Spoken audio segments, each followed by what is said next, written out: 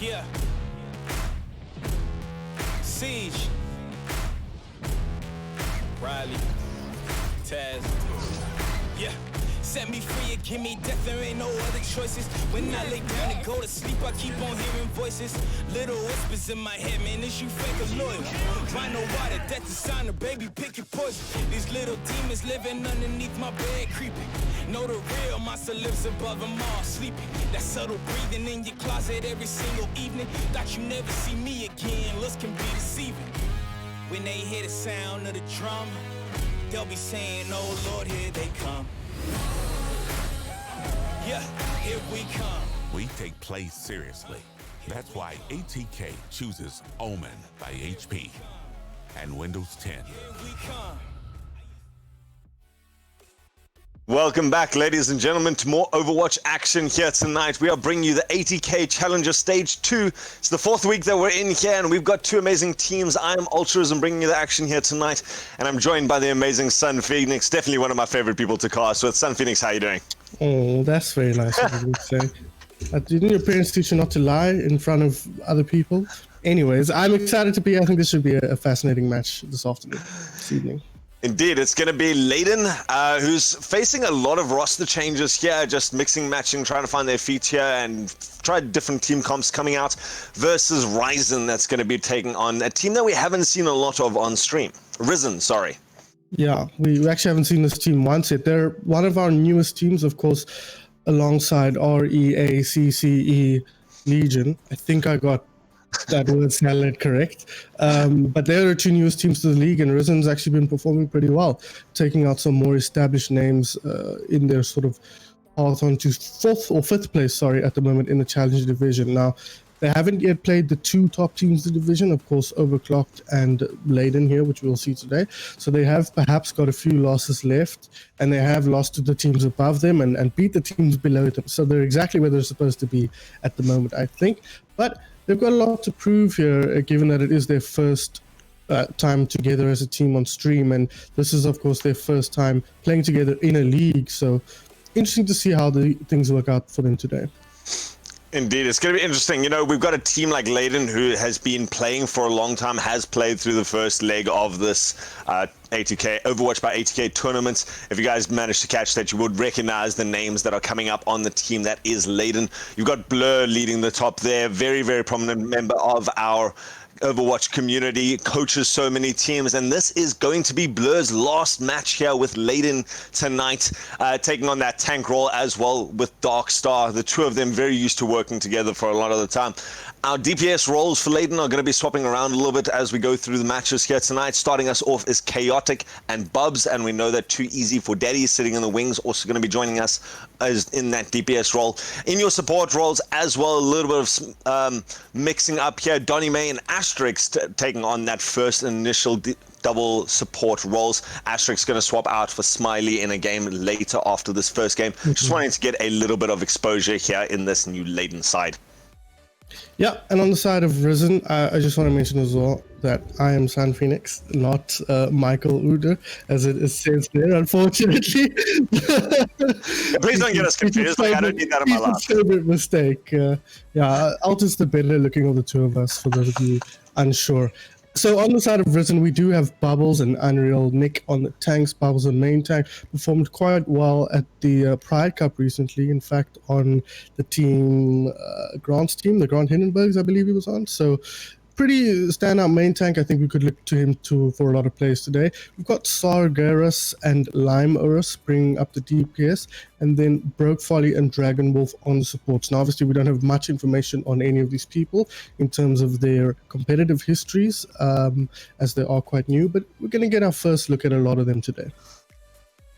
It's going to be interesting to see these guys. Again, guys, if you're not sure about this, we do have a very set map roster now that we don't have the teams picking any maps, so it means that teams are able to come in. And now, especially considering we've got teams like Ladon who have played a lot of these maps and have played through a lot of them. This week's map set is Busan and as your first map, as your control point map. Going on to the King's Row in the second, you know, that South African favorite that Ladon is definitely going to be prepared for and very happy on. Third map are going to be Volskaya Industries, then Watchpoint for Gibraltar, and if we get there, Ilios. And, so a very standard map roster coming out. And I've got to give that to Ladon in just terms of experience on these maps in a competitive environment. Yeah, I think you've got to give a lot to Ladon here, in fact, in terms of experience, in terms of skill as well. I think on paper, they are the better of the two rosters. Now, Ladon's favorite trick is running a roster that has never played together before in a match that we've never seen before, and running them in a match situation. So it remains to be seen how well they'll do. And that's kind of why, if you look through their previous results, they've dropped a few maps to some what we would consider lesser teams, at least when compared to Ladon. So they're capable of putting on a show for all the wrong reasons. But I think at the end of the day, they are the stronger of these two rosters, and they will pull through. And of course, they haven't had Blur playing recently. As you mentioned, this is his last map, and he's a very, very good main tank of his, of his own. So it should be interesting to see how he performs in his final match.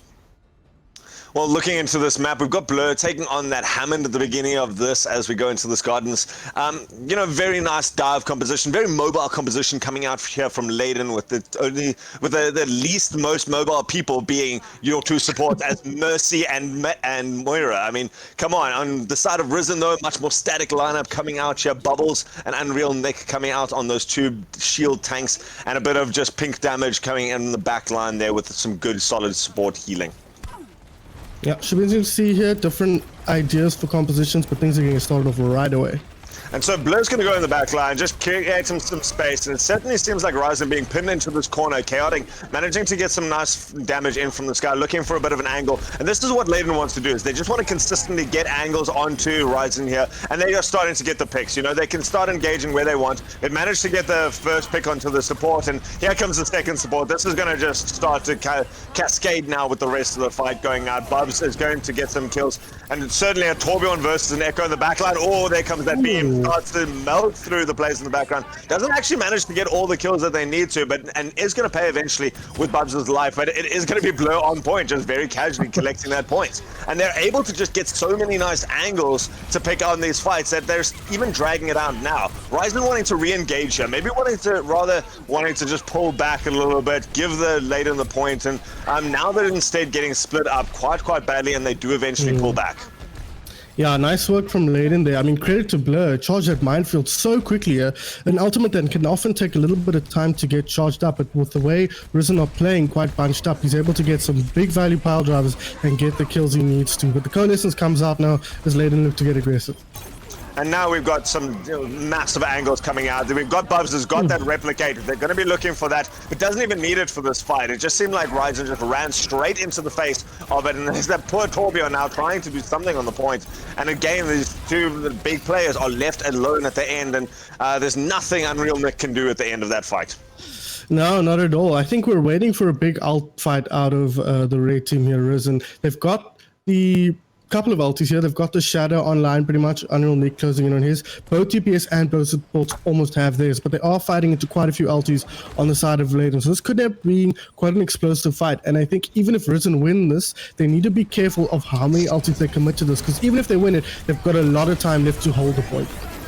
We always see the justice from above as the barrage comes in out of Pharaoh, but Chaotic paying with his life for that one. Not managing to get enough out of this. Oh, they are going to commit the fight. Ryzen wants to take this. They're dedicated to taking this entire fight, and I don't know if they're going to get the value that they need out of this. Now, Unreal Nick also dropping that Gravitic Flux, just desperately trying to win out this fight, not wanting to try and just pull this out for one more chance. And, he's alone on the fight there. He's got a couple of people now backing him up, and now a Demon Bomb comes in towards the center. It's going to be up to people to dodge their own plays through here. They got enough shields to try and keep this, and now somehow Ryzen managing to get on point. The double Deadeye kill coming out there, takes out Asterix and Darkstar. That's going to be pivotal, and Ryzen somehow pushing into a fight that they were at a disadvantage with the whole way, committing those ultimates. They're going to have to fight back into some ultimates. Bubs is going to come back in with that replicator, which is going to look very, very dangerous, and Donny May as well, but Ryzen take the point. Yeah, really nice play from Risen there. I spoke about committing ultimates, and they only committed 3. So they were lucky not, or rather good not to overcommit ultimates. And now they've got stuff to work with as they set up for their first defenses here. They will be fighting into the Echo ultimate and another Coalescence from Donny May. Again, Blur doing such a good job coming towards his third minefield now. He's charging that ulti so quickly, and he's moving in now, trying to buy some space for Ladon. Oh, they're just able to get some stuff. Now we see there goes Bubs in there. Bubs has got it. He's got the Reinhardt. And so manages to get that game. Already got the Earthshatter up. That's 2 swings. Gets the Earthshatter down. And that's the entire fight suddenly cleaned up. A single ultimate doing that with the rest of the team to blow it up. And it has been Risen that has committed the rest of their ultimates. Not managing to hold out that fight, even with the use of all of them. And so it's going to turn around to the overtime. Ticks down, and it's going to be difficult. Risen not able to get back onto the point. Yeah, unfortunate, but they're putting up a fight here, which is good to see. And this is a pretty strong Ladon squad. You know, of the Ladon squads we've seen in recent history, this is not a bad one. So putting up a good fight here bodes well for the rest of the series. But I'd like to mention Babs on the Echo. Not a hero we've seen that much. We've seen some players run it to good effect. You know, guys like Cheetah Boy from Evo, Miniteg yesterday for who was that? Overwatch Cubs, doing a really good job of getting value out of that hero, but not one we've seen often. And here we see Babs doing a good job, a critical Earthshatter towards the end of that one, secured Ladon a quick teamfight win in that case. And unfortunately, Risen not up to snuff on that occasion. But now looking at the squads we're looking at, Risen going to switch things up just a little bit here, running the Zarya instead of the Sigma. So they want to get aggressive with a Doomfist and a Reaper. A lot of brawl, a lot of damage up close and personal. A little bit of a slower comp for the other side though. I like this. Risen, they just seem to be outflanked by the rest of Ladon. Ladon just controlling all the positional advantage. Now Ladon looking to do that again, using this mate to great effect here, just studying off the angles, and it allows the rest of the team to come in. Sajagast, oh wow, how did Blur have an ultimate already in this fight? Suddenly Earthshatters there, manages to get into their face, turns that pressure completely, and just uses that to clean up the fight. And poor Lucio running desperately into the corner. Does manage to actually get out, but it gives Ladon the point. A big difference maker there was the May, I think, Babs, or Chaotic rather, on that hero, just making it so difficult for Bubbles to get anything done and making space for Blur to just put his shield down and swing away. Of course, both teams running a Reaper, and if the Doomfist is not getting the picks, and the May is worth so much more in these situations than Blur. Charges his ulti up so quickly and gets a huge one as Bubbles hits the deck. Well, now Bubbles only 30% higher or 20% higher in his ult. Is going to be difficult for him to get into this fight. Now it's going to be big. Bubs goes down in the beginning of this fight. Now we're seeing Lime Oros starting to get some damage into the backline, but hasn't got the picks out just yet. Instead, Blur's again looking up and managed to even level up that ultimate economy between the two of them. Is going to pay with his life. Now Sarjagos has got his ult online. Could pop this. Oh, he's thrown it up with a May. Just instantly cancelled out there. That could have been huge to turn it around. Lime Lords has got that ultimate on hand, so that slam could come in now. First going to be initiated by the ultimates here. We see Jockstar people throwing people up in the air. Instead, Lime is going to turn it around and just keep the rest of his team in the fight. And with that, Risen managed to take this fight around. A lot of ultimates from both teams being thrown.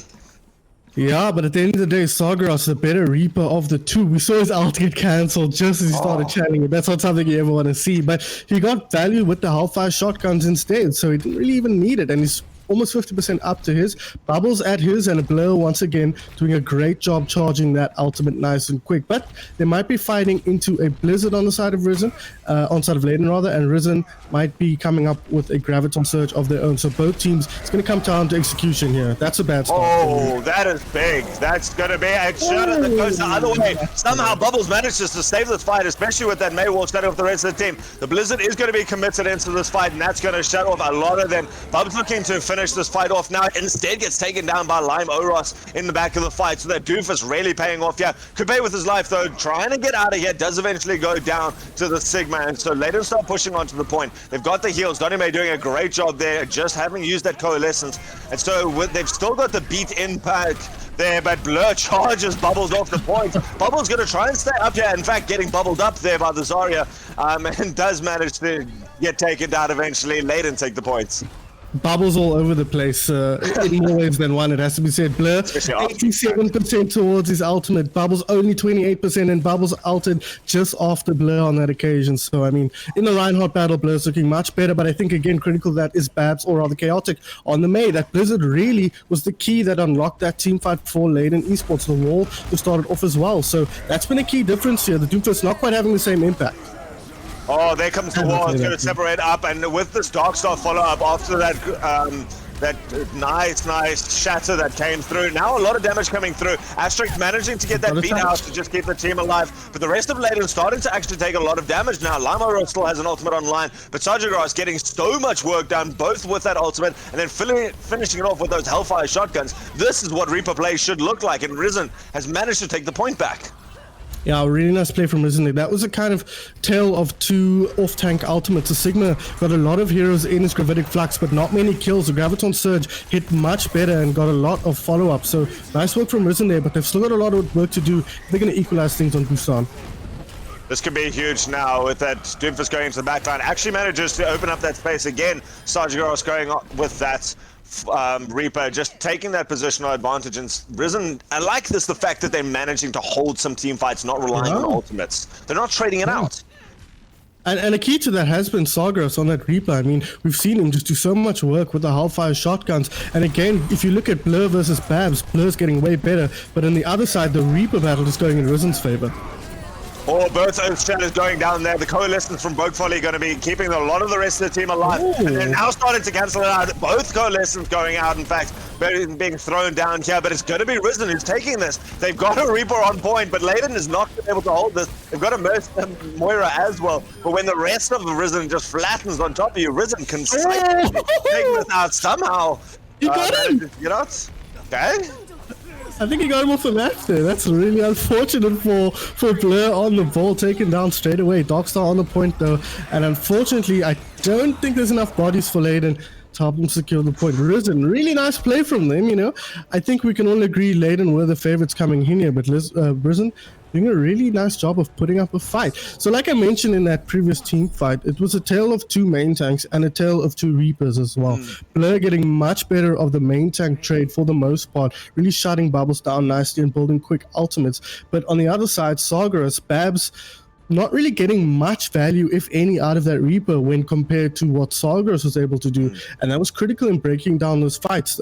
I think a big part of why they looked so even and why Risen didn't dominate them quite like you would have expected given Sagras' performance again was that May. That was a critical pick, but now things have switched up quite a bit. Blur on the ball, Darkstar on the Diva here, and it's going to be a Ryan Diva on the other side. A lot of aerial DPS. You don't see two flyers very often, but Ladon going to try their hand at it on this occasion.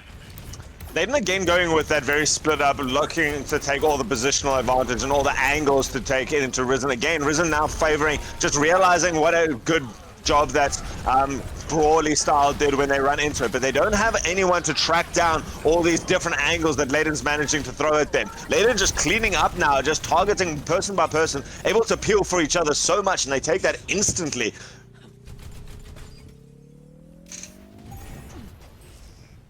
My mic's muted, dude. Sorry, I'm back. So I realized from Blur, and I think Unreal Nick decided, I mean, he's switching back and forth. That's not a good sign if you're Risen. He just gave away the little bit of Diva ult chance he had, thinking about switching to a ball, but they're in a tough position here in playing into what Ladon is doing. They don't have much way to deal with the Pharah and the Echo in the sky, but Sagras going to try and make that his baby as he does switch over to the McCree. Limers on the May might struggle, but Blur, oof, that was close.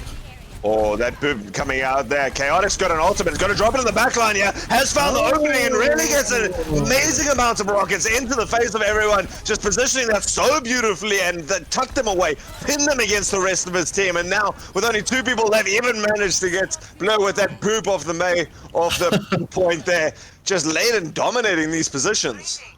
And you begin to see the big problem of Risen not getting their roster or their composition nailed down. Look at the outcharge. It's dismal at the moment. Not much to work with until, you know, we're looking at maybe two more fights here before they get any LTs. And that means Ladon can just control the flow of the game with Blur's Minefield and Darkstar coming towards his own ultimate. So might see a few difficult fights for Risen here, but let's see. Oh, that is a beautiful ultimate. Just drops it into that corner there, separates them off, shoves the most of Risen back into that corridor, and means that they're actually getting pinned now, and it just allows Bubs and Chaotic to get so much damage into there. Bubs has managed to get up that ultimate so quickly. Just needs to get that shield down. Oh, Bubs is going to go down in this fight. Risen has managed to get themselves a bit of position, but Chaotic just shoveling damage into such a tight corridor. It's getting so much value out of this. Darkstar is going to be able to throw an ultimate down there as well, and the rest of Ladon just charging up these ultimates. Bubs going to come back into this fight, being being resurrected into this, and somehow Risen somehow staying alive now. They've just lost it through so many ultimates. Ladon throwing resources at this fight and not coming out with a lot. Blur managing to get another ultimate straight away, but doesn't get any value, and in fact goes with his life. And Lime Lord is now pushing onto the point, has got that Blizzard to secure it if they need, but Risen out of nowhere after suffering such damage takes this fight. I couldn't even tell you how that happened. I mean, from where I'm sitting in the sky, looking from Chaotic's vantage point, it looks like they're just copping so much damage on the side of Risen. Chaotic and Babs just pumping the damage and Blur over the top, but somehow they weathered the storm. Broke Folly, I'm sure, contributing so much to that team fight on the Mora with a couple of coalescences as well. But here comes the Darkstar ultimate. Let's see if we can find anything. This is going to be big. There goes the Earth Shatter into the back line. Bubbles trying to get people, but does manage to shut down the rest of it. Chaotic looking in the back line, though, just putting out so much damage. Oh, gets stunned down instantly. That Barrel's not going to be able to do anything like that. And what a beautiful play there. And Sojourner again coming off as this DPS main, doing so much work here. Just managing to put in damage and just take down Ladon, put the pressure completely onto them. Charging down now, takes out Donny May in the retreat. And again, Ladon throwing everything that they could into that fight, having so many ultimates, and Risen take it. Impressive, very impressive play. It started off really badly with the May going down right at the beginning, but credit to Bubbles, he got a big shadow onto Babs and took care of the Echo, and from there they managed to clean up the team fight. I'm very impressed with how Risen have played this so far. I think their roster, their squad really struggles against what Ladon is showing, but so far they've been doing a great job of identifying targets that can be killed and dealing with them one by one. That's huge, as with the Ladon just having so much versatility and so much damage and distance between their players. Now they're going to be charging into this point. Now it's going to be up to Bubbles has gone off the point now. That proximity mine doing a lot although Unreal Nick going to manage to get that pick with that Diva. Now the Blizzard comes out. That's going to shut down Bubs' ultimate completely. That would have been huge if the Diva had managed to get a bomb off there, but instead just going to last up completely. And Risen again now ticking into the 90s.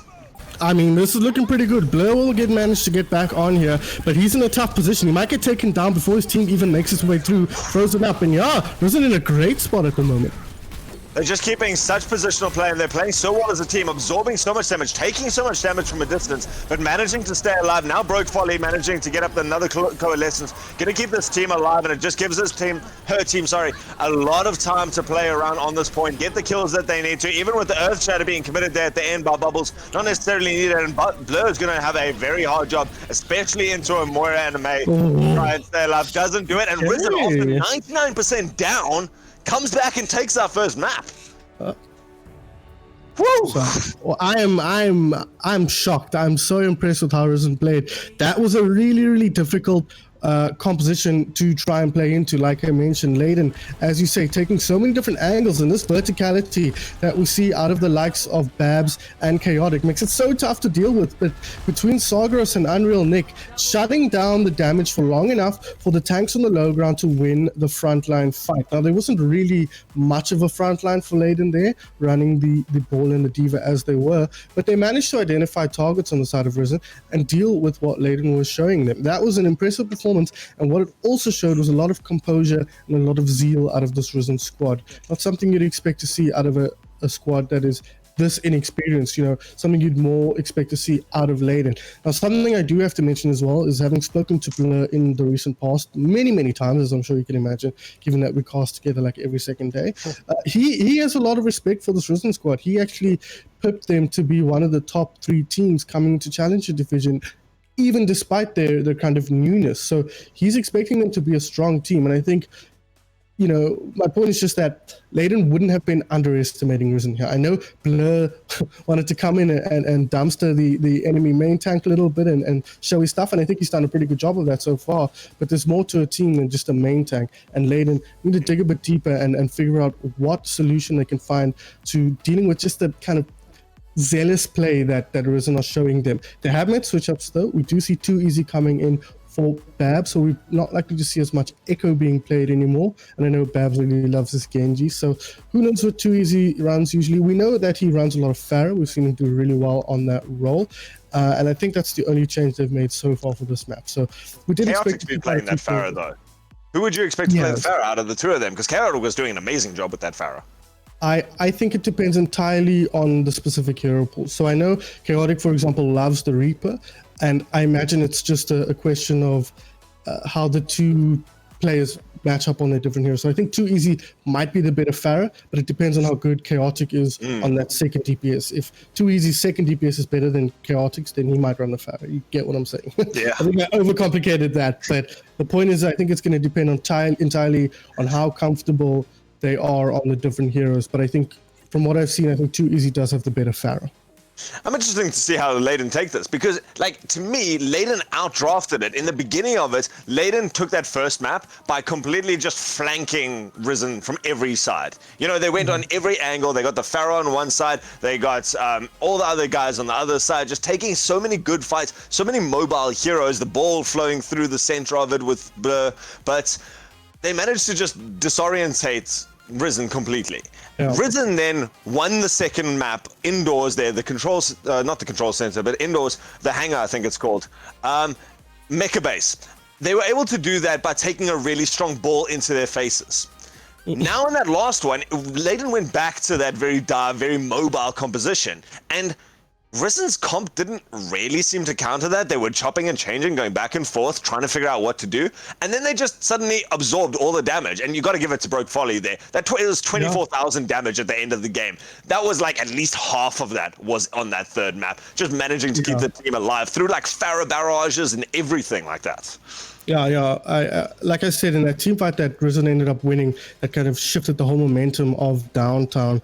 I think Broke Folly was a key part of that on the Moira, just keeping the team alive, building up coalescences, and Risen's squad composition rather was really good to play Moira in. I think that's the perfect composition for a Moira, because you can just sit there as long as you stay alive and you can get some left clicks out. You will get a ton of healing the way they're bunched up, and Risen did a really good job of leveraging that, weathering the storm, like I said, and slowly picking off the latent targets and just using their superior sustain to draw the team fight out and start getting kills over time. And I think a lot of that also comes down to Sargeras. You know, we gave a lot of credit there. Is you can only sustain for so long, especially with the Moira. Moira has limited reserves. It has that burst healing from the orb, has the left click, which gives you the lovely yellow spray of goodness. But that's it. Like, once those reserves are out, your team is taking damage quickly. And so you have to get the picks. You have to start turning that pressure around and getting some sort of damage on Ladon. And Ladon, when they're running people like a May or something like that, it's so difficult to turn that pressure around. Somehow Risen still managed to push through it, though. They survived for long enough to give some space, and Sargeras leading the charge with both the Reaper and the McCree, getting the vital picks, turning that pressure around, putting Ladon on the back foot, and they need to be able to keep doing that going forwards and doing that tempo control. Looking forward to the next game, though. We are going to be going into King's Row, so Ladon wanting to come back definitely has the experiential advantage going into this, but do you think are they still your favorite team after that first round, son?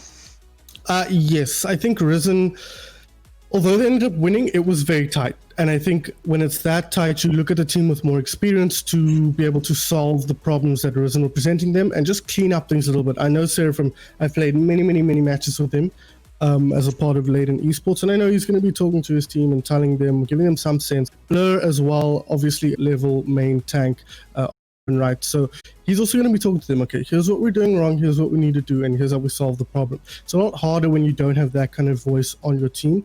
And Risen, I know Bubbles is very vocal and very outspoken, so I imagine he probably fulfills a similar kind of role, but it's a lot harder when you don't have the experiences of playing against top level teams in high pressure matchups. So I'm still looking at Ladon here to be able to overcome what Risen were doing, but I think Risen have definitely shown everybody here, myself included, that hey, don't sleep on us. We're a good team, and if you don't concentrate, we will take maps off you. So looking at the squads here, the compositions, I've got those words confused many times today. I don't know what's going on with me. Bubbles will be running the Orisa, Unreal Nick on the Sigma, so the double shield. Long range hit scan here in the form of Sargeras as Ash. I'm always going to be seeing the Hanzo. Yes, we don't usually see that hero, and then the support's rounded out by the Baptiste and the Mercy. No Farah here for Ladon, as we might have expected. Too easy. Instead, going to be rocking the Widowmaker. That should be fun to watch. And otherwise, it's Blur with the Winston and Darkstar on the Sigma. Very unusual composition. As I say that, they switch off the Widow and switch off the Winston, sorry. We'll be running something a little bit more familiar.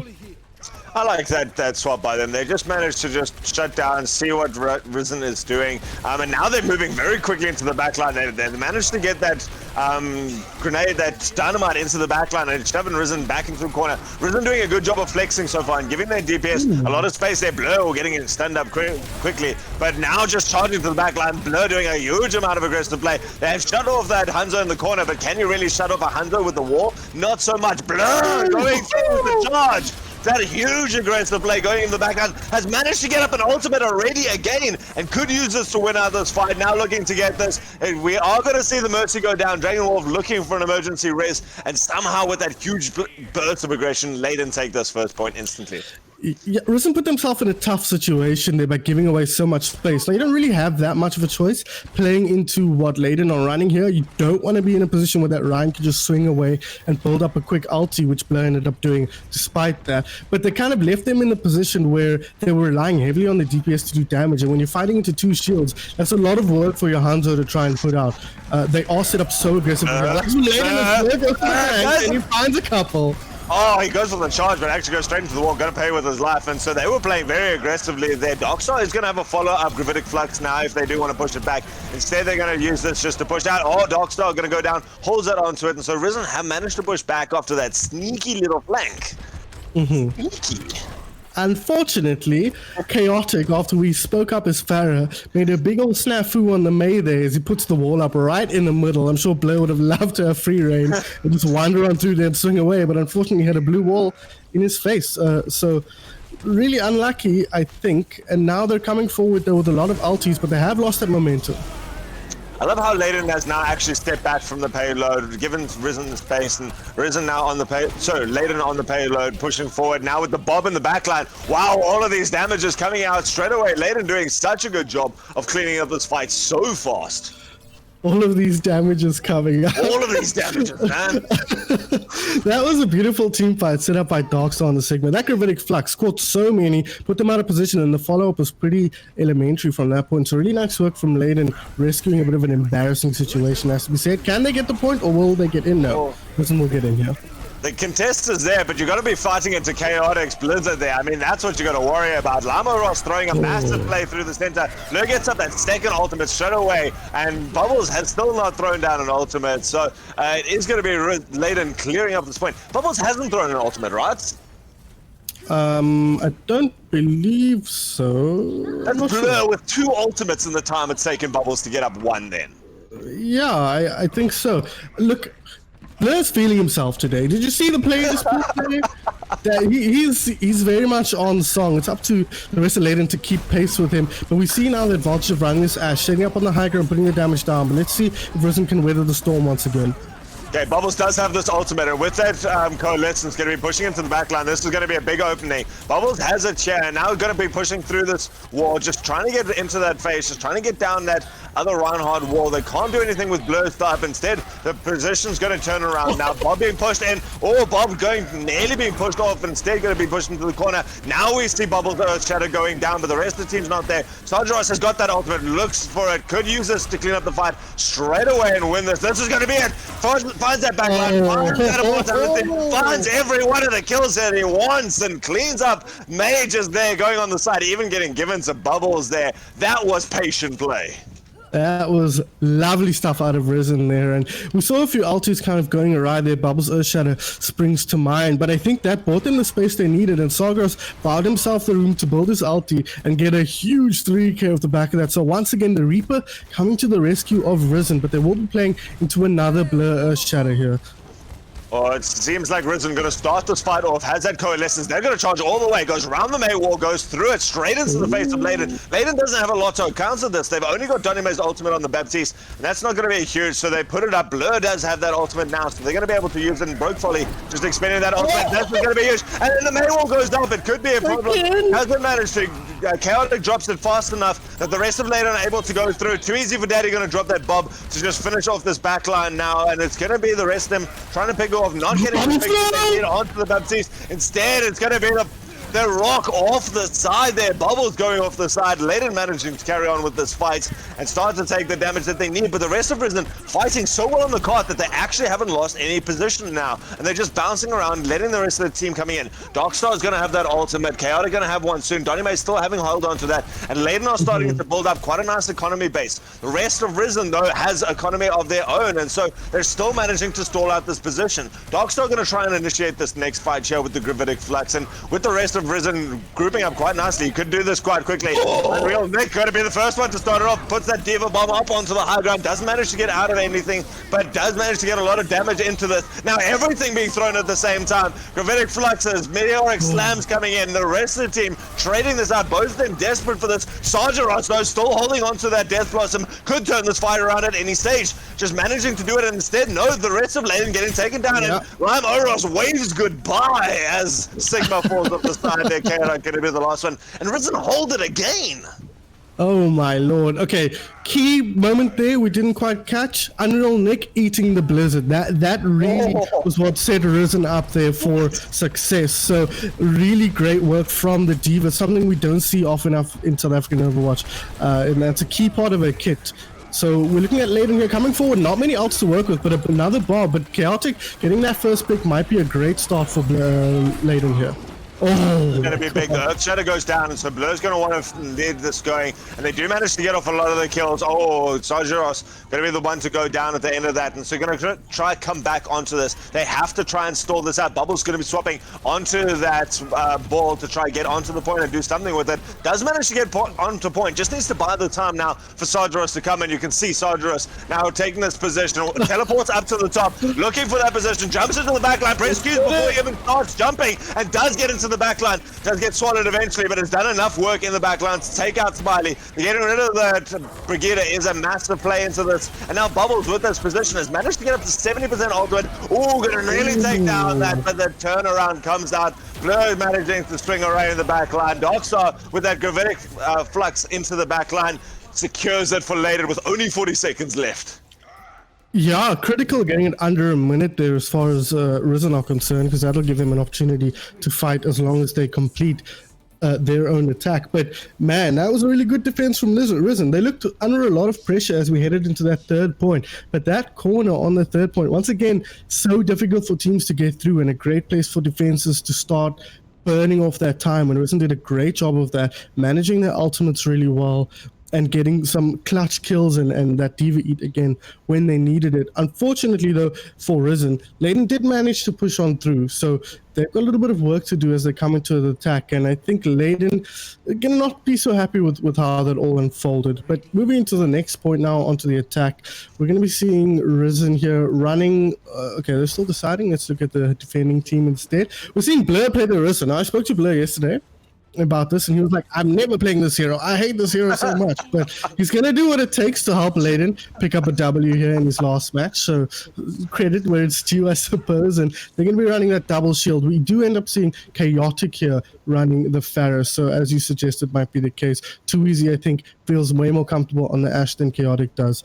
On the other side, though, we're seeing the ball Diva, not something we've seen that often out of this squad. They seem to have been favoring the double shield or a more brawly comp in general. And in fact, they're going to go back for that. Yeah, Bubbles, I think, has been performing really admirably on the Reinhardt, so not that surprising to see. Otherwise, Sargeras on his trusty McCree, and Lime Oros going to be bringing in the May.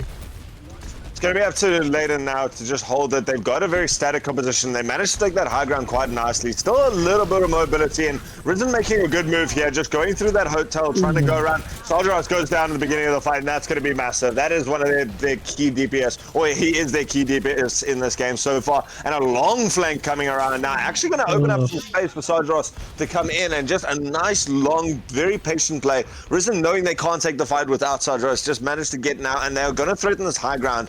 It's going to be a choice for Ladon now. They don't do so well in that very tight corners. With that Orisa, they don't do it. They've got that bunker comp, and they want to try and keep that distance, but instead it's going to be up to Risen to try and dictate the positional play here. And they're starting to chase him down. Lime Oros has dropped down with that that May. Oh, what a play. Chaotic again taking out Sadros in the back line. It's going to be Risen, though, picking up most of the kills. Some play coming out there, but Ladon not managing to do this. They are getting pressured off there, and such good constructive play from Risen manages to secure them this point. Yeah, I think Ladon's going to be pretty unhappy with that. They responded very slowly to what Risen were doing. They must have known Risen were going around the back when they come up that staircase. They would have wanted to get out of that position way quicker because, as you mentioned, they don't want to fight Risen over there. They don't want to fight that close and personal. They want to use the compositional advantage they have, which is their long range damage, to overwhelm them before they get anywhere near Ladon Esports. So unfortunately though, Risen did manage to close that gap and get right on top of them. They did get a bit split up as they pushed through, but they managed to get the picks they needed and sort of grind things out, which is something we've seen them do so well throughout the series. As they move forward here onto King's Road, they don't really, oh no, they tried to get the main wall up, but it didn't work out. Look how fast they were going, and they actually did that very well. I don't know why that didn't work. They all pushed very hard into that wall. They should have gotten that, and that would have been a beautiful play. I love the fact that they tried that so much. I'm sad that didn't work out, but it looks like Bubbles going down there, commits a shadow. Unfortunately, this fight not going to amount to much here for Risen, but I agree, man. That would have been awesome to see. You don't see that kind of creative stuff so often in South African Overwatch, and I'm sad it didn't work out, and I'm also not sure why it didn't. It looked like they executed it pretty well. If you guys don't know what happened there, is the May wall can lift the entire team, and so the play that they were going for is they need to get in so nice and close to Blur and Darkstar. If they can crowd them, Risen takes the team fight. So they just ran at the wall underneath him. To get around and onto that high ground and threaten it is so difficult. They ran into the wall, try to get the May to lift the entire team and just like lift and stick them in front of them, and it just didn't work out. They're going to try something this time. Instead, going to get Pinsent into that corridor, and with Chaotic not in the position, it means that they are going to have a little bit of space there. This is a massive flank that they've managed to do, and they pressured it onto the high ground. They've gotten there, they've got into position. Oh, they went right into the barrage. Doesn't have to be there early to be there at the right time. It takes out the 4 team, 4 kills in that streak. Something Wizards arrive exactly when they mean to, right? Unfortunately, Wizard, I think, completely forgot about Chaotic there as he came into the fight a little bit tardy, but he ended up getting a quick 4K with the barrage. I was a bit concerned that Wizard were going to start that team fight way before Chaotic was in any kind of position, but he got there just in the nick of time. This is going to be big now. Sajra is throwing out that Deadeye in there, has that position, and with the rest of the team now being able to do this, they're going to throw the Diva Bomb onto the high ground, getting countered out by the Bob on the other side. Sajra's managing to get Darkstar, so that's going to be huge. Too easy for Daddy going to go down as well, but it's going to be Bubbles charging back now, just keeping that McCree alive and taking down the rest of the team. In fact, Ladon looking under a lot of pressure here. They've still got 2 people in the air, but when Sadros is taking out the rest of the team, he's now got all the time that he wants to start flicking away at you. Exactly, when he's not under pressure like that. Really nice work from Risen once again. A lot of ultis committed there for both teams, but at the end of the roll, looks like Risen coming out with a significant advantage here. Oh, baby, he didn't have his ulti there, but still, Blur not having his own ulti means he's going to have to be careful to what Pablo does here, and that's a good Blizzard to start things off. Lamo Rush just pushing forward and actually throwing it and jumping into the background, so no one knew where it was going to be, and they committed into that fight completely. Yeah, Smiley trying to go in there and get that res. Does manage to get a Blur, but that's all just going to feed a lot of ultimate to the other side. Blur manages to get closer towards that shadow of his own, but it is going to be Risen taking that point. Not the first time I've seen Smiley go for a questionable res, to be honest, on King's Row. I think she needs to be a little bit careful of when she's committing that, because sometimes bringing the person back is not worth anything if they're just going to die again, especially when you're bringing back 600 HP's worth of ultimate charge. But looking at Ladon coming forward here, Blur's come towards his ultimate, but Saga is going to start things off with a Deadeye. Bubbles has this ultimate. Oh, he gets the pick. I love that.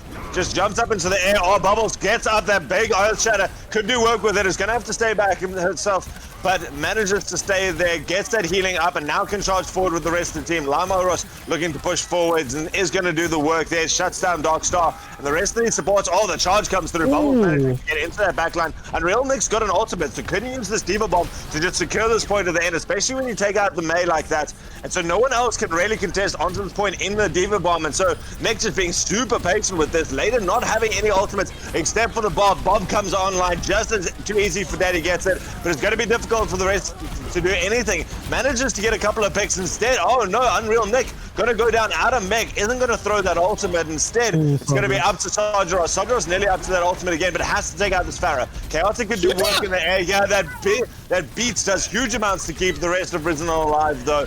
And so they are able to maintain on this position. Lamoros has got another Blizzard onto the point here. That's going to give them that positional advantage. Oh, nearly gets knocked off there. That could have been huge. And now with that D.Va down, it's going to be nothing. Dockstar's not going to be able to eat a Blizzard this time. If he's going to do it instead, it's going to be a... Oh, too easy for Daddy coming out on the Reaper doing work. Bubbles has got that ultimate again. Doesn't even need it for now. Just getting such cleave going on with chaos ensuing. Ladon trying to hold on to this point under the onslaught that is Risen. And the Maywalk comes up and again just trying to touch as the McCree. Oh, sorry, as the Lucio bounces onto point, bounces off the point, dies. Earthshatter being thrown down just to shut down Blur's ball there. Risen has lost Bubbles now as they take the rest of this fight, but Bubbles managed to get the ultimate instead. They've got this Blizzard to try and shut it down at the end, being very patient. Are they touching? They finally get it, but that was a long drawn out fight, and so Ladon will be happy. I think Ladon will be pretty happy. Ultimately, they still have the worst time bank here as we head into overtime, but extra rounds, but they did burn a minute and a half almost off of Risen's clock, so I think you're right about that. They are going to be quite happy, but again, they're supposed to be the team that wins here. They're supposed to be the better of these two teams, so no matter how you look at it, that is the context that we're working with here. So Ladon aren't going to be happy unless they're dominating, and they are not dominating at the moment. In fact, Risen, if I had to pick one team that is dominating, I would definitely give it to Risen in this occasion. And one thing I have to mention is this team looks so beautifully coordinated. Their communication seems to be great, and they're trying a lot of creative stuff that requires you to have good communication with your teammates. What we didn't mention there was that they tried to come with a May wall with the McCree ultimate, the Deadeye, lifting the McCree over the top of the shields and getting that damage through, and they actually did end up finding the Lucio on that occasion. So trying these creative things, and if they work 50% of the time and you don't abuse them and try and get them too often when they don't work, you can really wedge yourself into situations where you wouldn't be expected to win. And Risen, so far I've been very impressed with the squad, and I can see why Blur was speaking so highly of them. No, 100%. They're trying different things, which is what I love. And sometimes they're working, sometimes they're not, but they're not committing to it every time. They're not a cheese strat team. They're a team with a lot of really cool tricks that they're trying out. They're trying creative things. Now it's going to be up to them. They've gone for that very static composition. Again, they've gone with Lamoros onto the May, supported by Sargeras, not really changing up at all. And I love this, that they're now pushing forward. They're taking the fight into Ladon. They're wanting to initiate these fights, and with Ladon's position again, with Blur and Darkstar on this two big shield bunker strat heroes. Oh, the pin comes through, gets through. Bubbles gonna pay with the life though. So instead of trade going the wrong way for the tanks, but Sargeras manages to get Chaotic out of the air, and so Risen managing to keep enough people on the field. Bubbles with a huge ultimate charge, gonna come back in with 72% already. Rogue Folly's got that coalescence, so he can throw it out at any stage. Should throw it out soon though, because he's lost the tanks. Now as we're gonna see the coalescence, just turns that pressure around, keeps the low HP DPS alive, and gives them a bit of chance. And we are going to see Bubbles back into the fight, has nearly 80%. Instead, it's going to be Darkstar throwing out the first tank ultimate. Picks up that Gravitic Flux, picks up everyone, doesn't get anything out of it though, and is going to have to go back, not getting the damage out of it. Tweezy Daddy looking for this massive bomb going to come into the background. Dragon Wolf getting out that beat though to keep the rest of them alive. Sargeras getting it up, and somehow Risen without even losing a tick. Man, that is disastrous for Ladon, and that was critical for Risen. When you look at Bubbles going down that early, you're thinking, oh my god, we're in a hell of a lot of trouble here. But the DPS popped off at critical moments. They immediately got the pick onto Babs, which meant Ladon were not that committed to pushing through with only 5. And then they got the pick onto the Ashe, courtesy of Lamoros' May, with a cheeky right click. That was so critical because it bought time for Bubbles to come back into the fight. And when Bubbles did come back into the fight, he had such a lot of value. We got a few big swings. He got another big charge into Blur and took him out, and a big shout out to follow up to secure the team fight for Risen. So far, again, I'm so impressed with how Risen are playing, but it's that composure they're showing in difficult, high-pressure situations that's setting them apart from Ladon at the moment. Yeah, 100%. Risen is trying new things. They're trying good things. They're taking the fights. They are initiating the fights. Wow, okay, Blur? Yeah. Blur? Just charging it. Oh, right, we're still starting the game. I'm just so used to them fighting for the middle of this. I was like, wait, did we start for a second there? No. So Risen is taking the fights, and which is why I feel like they're winning. Is they are initiating, and when Ladon's lineup is a bunker strat that wants to take the fight on their term, it's Risen just recognized their weakness and is exploiting it beautifully. Yeah, absolutely. Blur's really the only person playing with confidence on the side of Ladon, it has to be said. And like I said earlier, the main tank maketh not the team, unfortunately. But looking at the squads here, more of the same from Risen. They've had a look, and it looks like they might be reconsidering. No, yeah, okay, Sargus is going to switch things up here, and we'll see that Reaper come out. No, going for some Reaper here. Okay, so they're going to try some cheeky TP strats. You said they want a cheesy team, but this is kind of evidence to the contrary. Oh, I love this. They're going for it. They're in there. Stajoros goes down straight away, but has done the value to get the rest of the teams up there. Bubbles was in that high ground. Manages to take that high ground position and completely split it. Now they're going to turn it around. Bubbles on a low HP tries to charge backwards and trying to stay alive. Now the rest of this team going to try and do some work. Unreal Nick on the point chair as Baby Diva gets up the pits and manages to... Nearly gets it. Just wasted time. He's wasting his time, yeah. That he should have just... I mean, there's not much you can do on King's First. You can't kill yourself, so didn't really have much of a choice. But unfortunately, that's a big stagger, and now Ladon are sitting pretty. They're in the driver's seat here. That was a nice attempt out of the side of Risen, but again, we mentioned you can't try and do this stuff too often. But let's see how they approach the next team fight here. They have managed to get Ladon off that high ground, though, so they're going to be happy. Blur's going to go down. Oh, lots of picks coming out, in fact, and Ladon looking dangerous. Blur's going to get rezzed up. Smiley managing to get a very important res here. And with Chaotic very close to his ultimate, it could turn it around. Here goes the barrage. Putting lots of damage into Risen. Risen, though, again, just absorbing all the damage that they need to. They're going to have to absorb the mob as well. Too easy for Daddy. Going to go down at the end of that. And so Bubbles now just managing to shut off that bomb. Too easy for Daddy. Not managing to turn it around at the end. And Risen take it. Wow, we have a more than a game on our hands. We might have an upset on our hands here. Altruism Risen are looking so good today. They're playing like the better team, if I can put it that way. They're playing like the team who came into this game thinking they were going to dominate, and it looks to me like that is how it is playing out in here. Ladon, you know, I thought I'd be saying the opposite, but Ladon not up to the might of what Risen are approaching them with here. And Risen, like you say, are playing with that aggression, that fire, pushing forward aggressively, getting on top of Blur in that team fight and making short work of him. So I'm very impressed, and I think Ladon I would be shaking in my boots if I was having to face another 3 maps here, and that's what they're going to have to do if they're going to take the series. Look at that again. Broke Folly with 31,000 healing there, just coming through with that massive amounts of support for the team and just enabling the rest of Risen to have that time, have that space, and push through with that confidence that they know that they need to take on Ladon.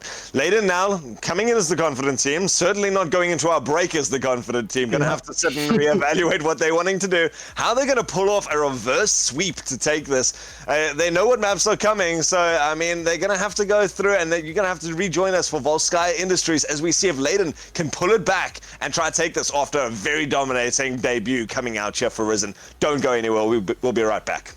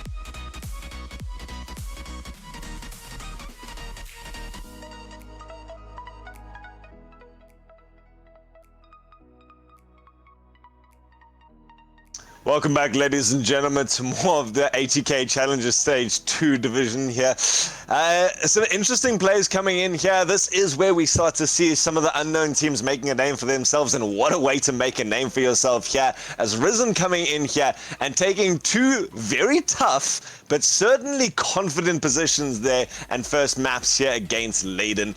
I'm Altruism, joining me is Sun Phoenix. Sun Phoenix, you're enjoying this match so much. I'm enjoying. I'm getting warm. I took my jersey off for the first time in what feels like 100 years, and I'm casting in a t-shirt, which is just so unlike me because things are heating up here. You gotta pull the sleeves up. Risen's players are getting me hot under the collar. You know, I'm been so impressed, and you know we've got Peach here running the production, and I was speaking to him after while he stepped away for a moment, and he's saying he's quaking in his boots. They still have to play Risen, and he was feeling confident. I spoke about this with him before, and he was like, no, no problems with Risen. They're going to be fine. They're good, but we're going to beat them. Now he's like, maybe I was wrong. This team looks super, super solid. And if they beat Ladon here, remember, Ladon is top of the log in the Challenger division and really has been uncontested so far, other than the times they drop maps because they run weird compositions or weird rosters. But anyways, for the most part, they've been untouchable in the Challenger division, but here they are being touched all over the place by Risen, and it's scary to watch, to be honest. It's terrifying to watch. I mean, we'd get to do both the Challenger division and the Elite division games.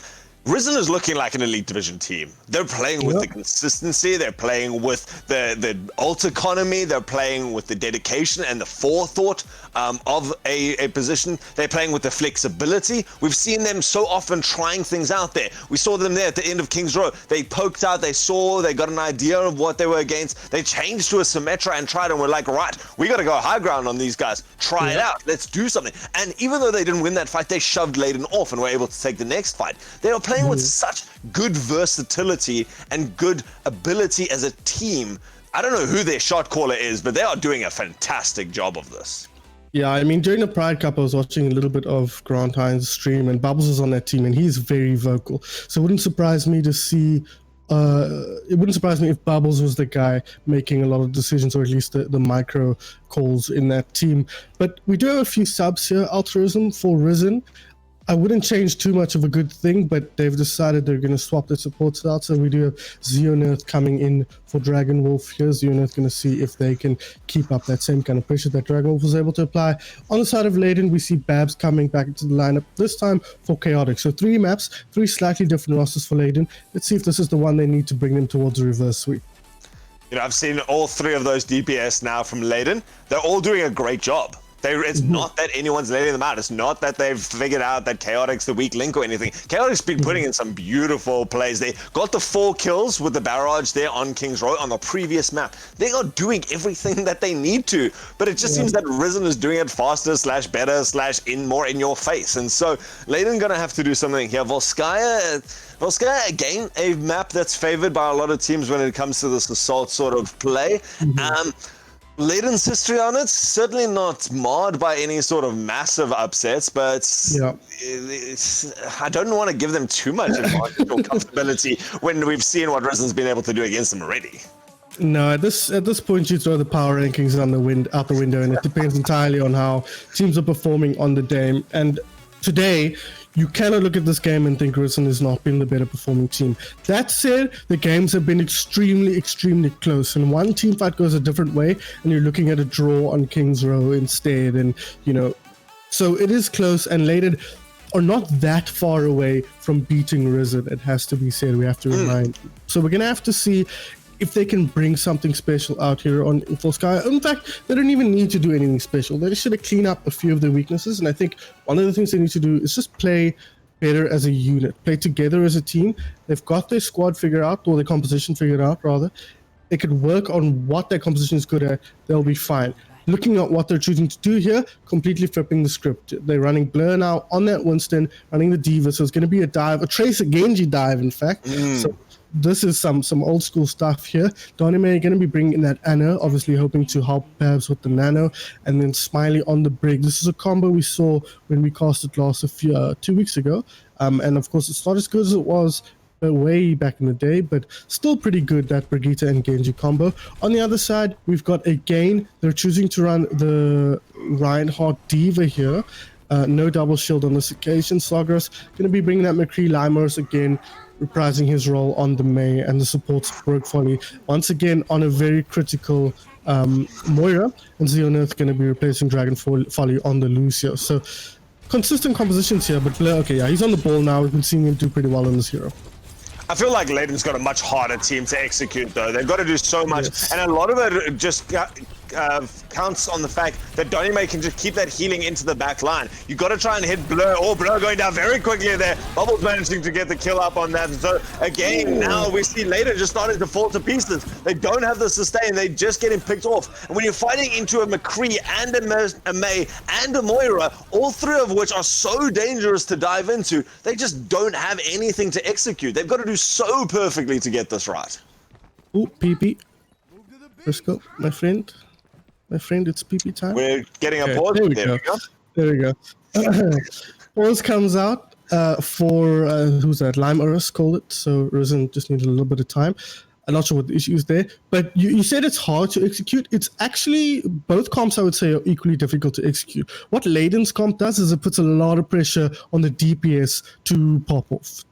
In the sense that the tanks on Risen are going to struggle to get that much value. The DPS are going to be under a lot of pressure. And we saw there the key to winning that team fight was freezing Blur, Lime Urus, performing that perfectly, and stunning out Too Easy, who was on the tracer, getting rid of them. Once they'd sorted out the enemy DPS, that was it. But you can see how the fight starts to get drawn out and the pressure starts to mount because the tanks can't do as well against what they're running. They might struggle. But on this occasion, ooh, not going down. Genji very lucky to get away with that.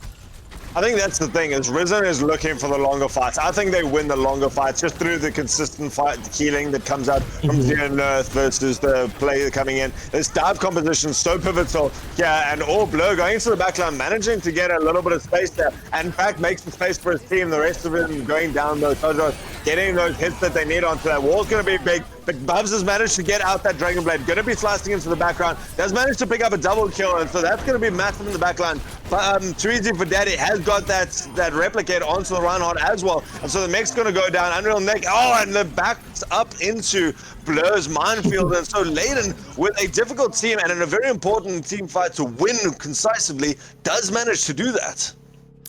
A couple of questionable plays there. I think committing I was worried. I actually grimaced, literally grimaced when Babs popped that ulti, because I was like, this is not where I would use that ulti. But they ended up making it work, but they did commit quite a few ultis. But they will be coming in with a few of their own. But that ulti at the end from Bubbles, hilariously bad. Like, I don't even know what universe he's living in where he thinks he's going to get anything out of that. I think that was just a reflexive play. He saw an opportunity and went for it, but it was like a 5v1 or something. So going to be regretting that a little bit and have to build up another ult. But they do have a few to work with on the side of Risen.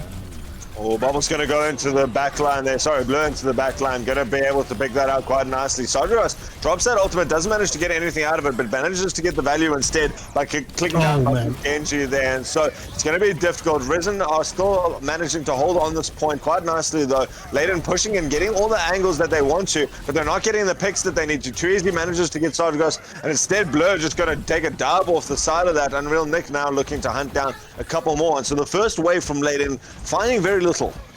Yeah, unfortunately not able to carry that momentum through from the first point, and they did commit quite a lot to that, but they did a great job on this occasion of charging up Babs' ultimate, and Donnie has been nursing that nano boost on her own. So could see that nano blade come out here, but Xeonerth will be critical with that sound barrier. So Risen have the tools to deal with what Ladon want to throw at them, but they will be fighting into a lot of firepower.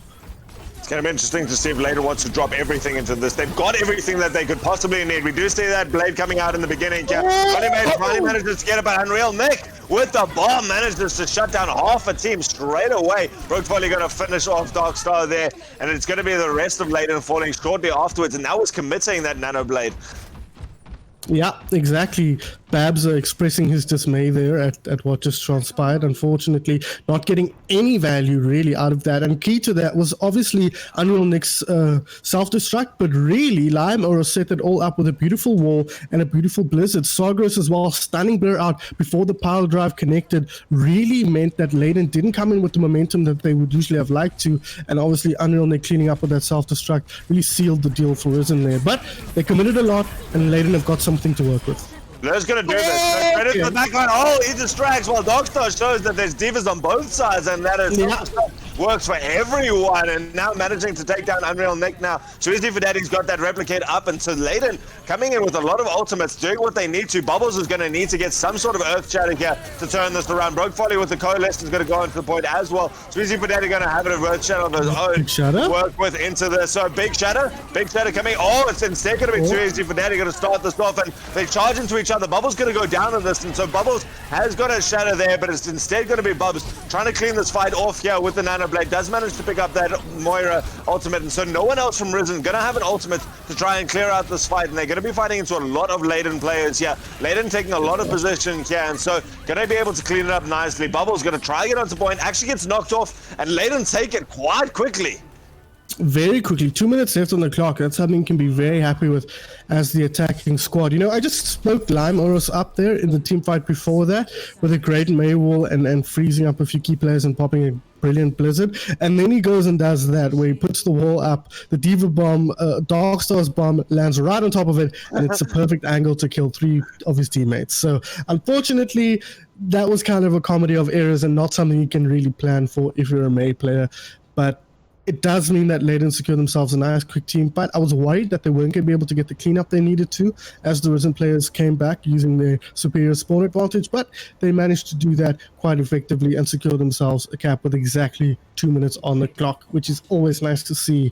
So, looking at the defense here, it looks like Ladon are going to come out with a dive defense. Something I quite like on this is you can split up your heroes 3-3 on each side and run a kind of split defense and create a very effective crossfire that's difficult for the attacking team to deal with, especially since we're seeing more of the same out of the Risen squad. Exactly the same comp that they ran on the defense, and I think you can see why, in the sense that they've been doing such a good job of running it, but they might struggle pushing into a defensive dive from Ladon Esports.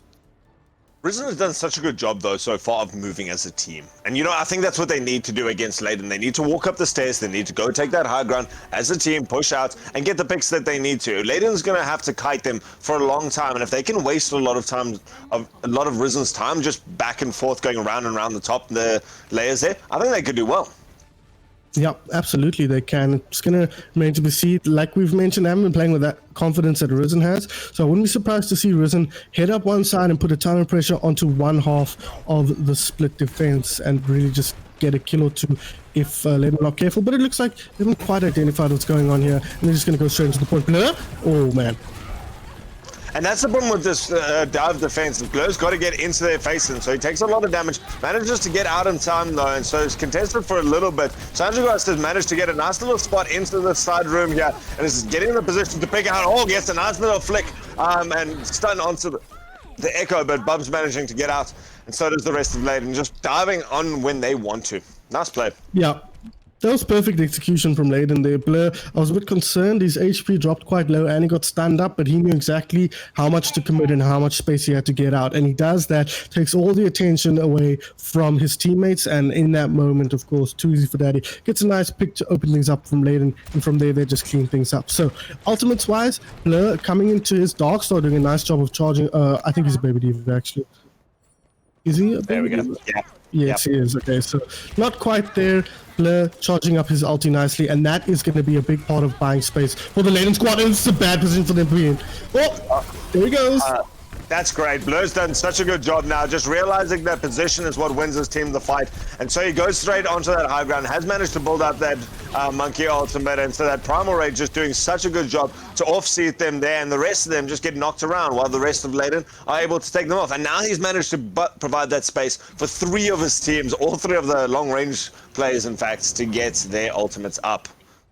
Yeah, that was pretty much perfect play from Blur. He identified what he could do to win his team that team fight in as efficiently as possible. He recognizes where they're going, jumps in, builds up his ulti, and just yeets a couple of them off the map. That was really, really well executed from the Ladon main tank.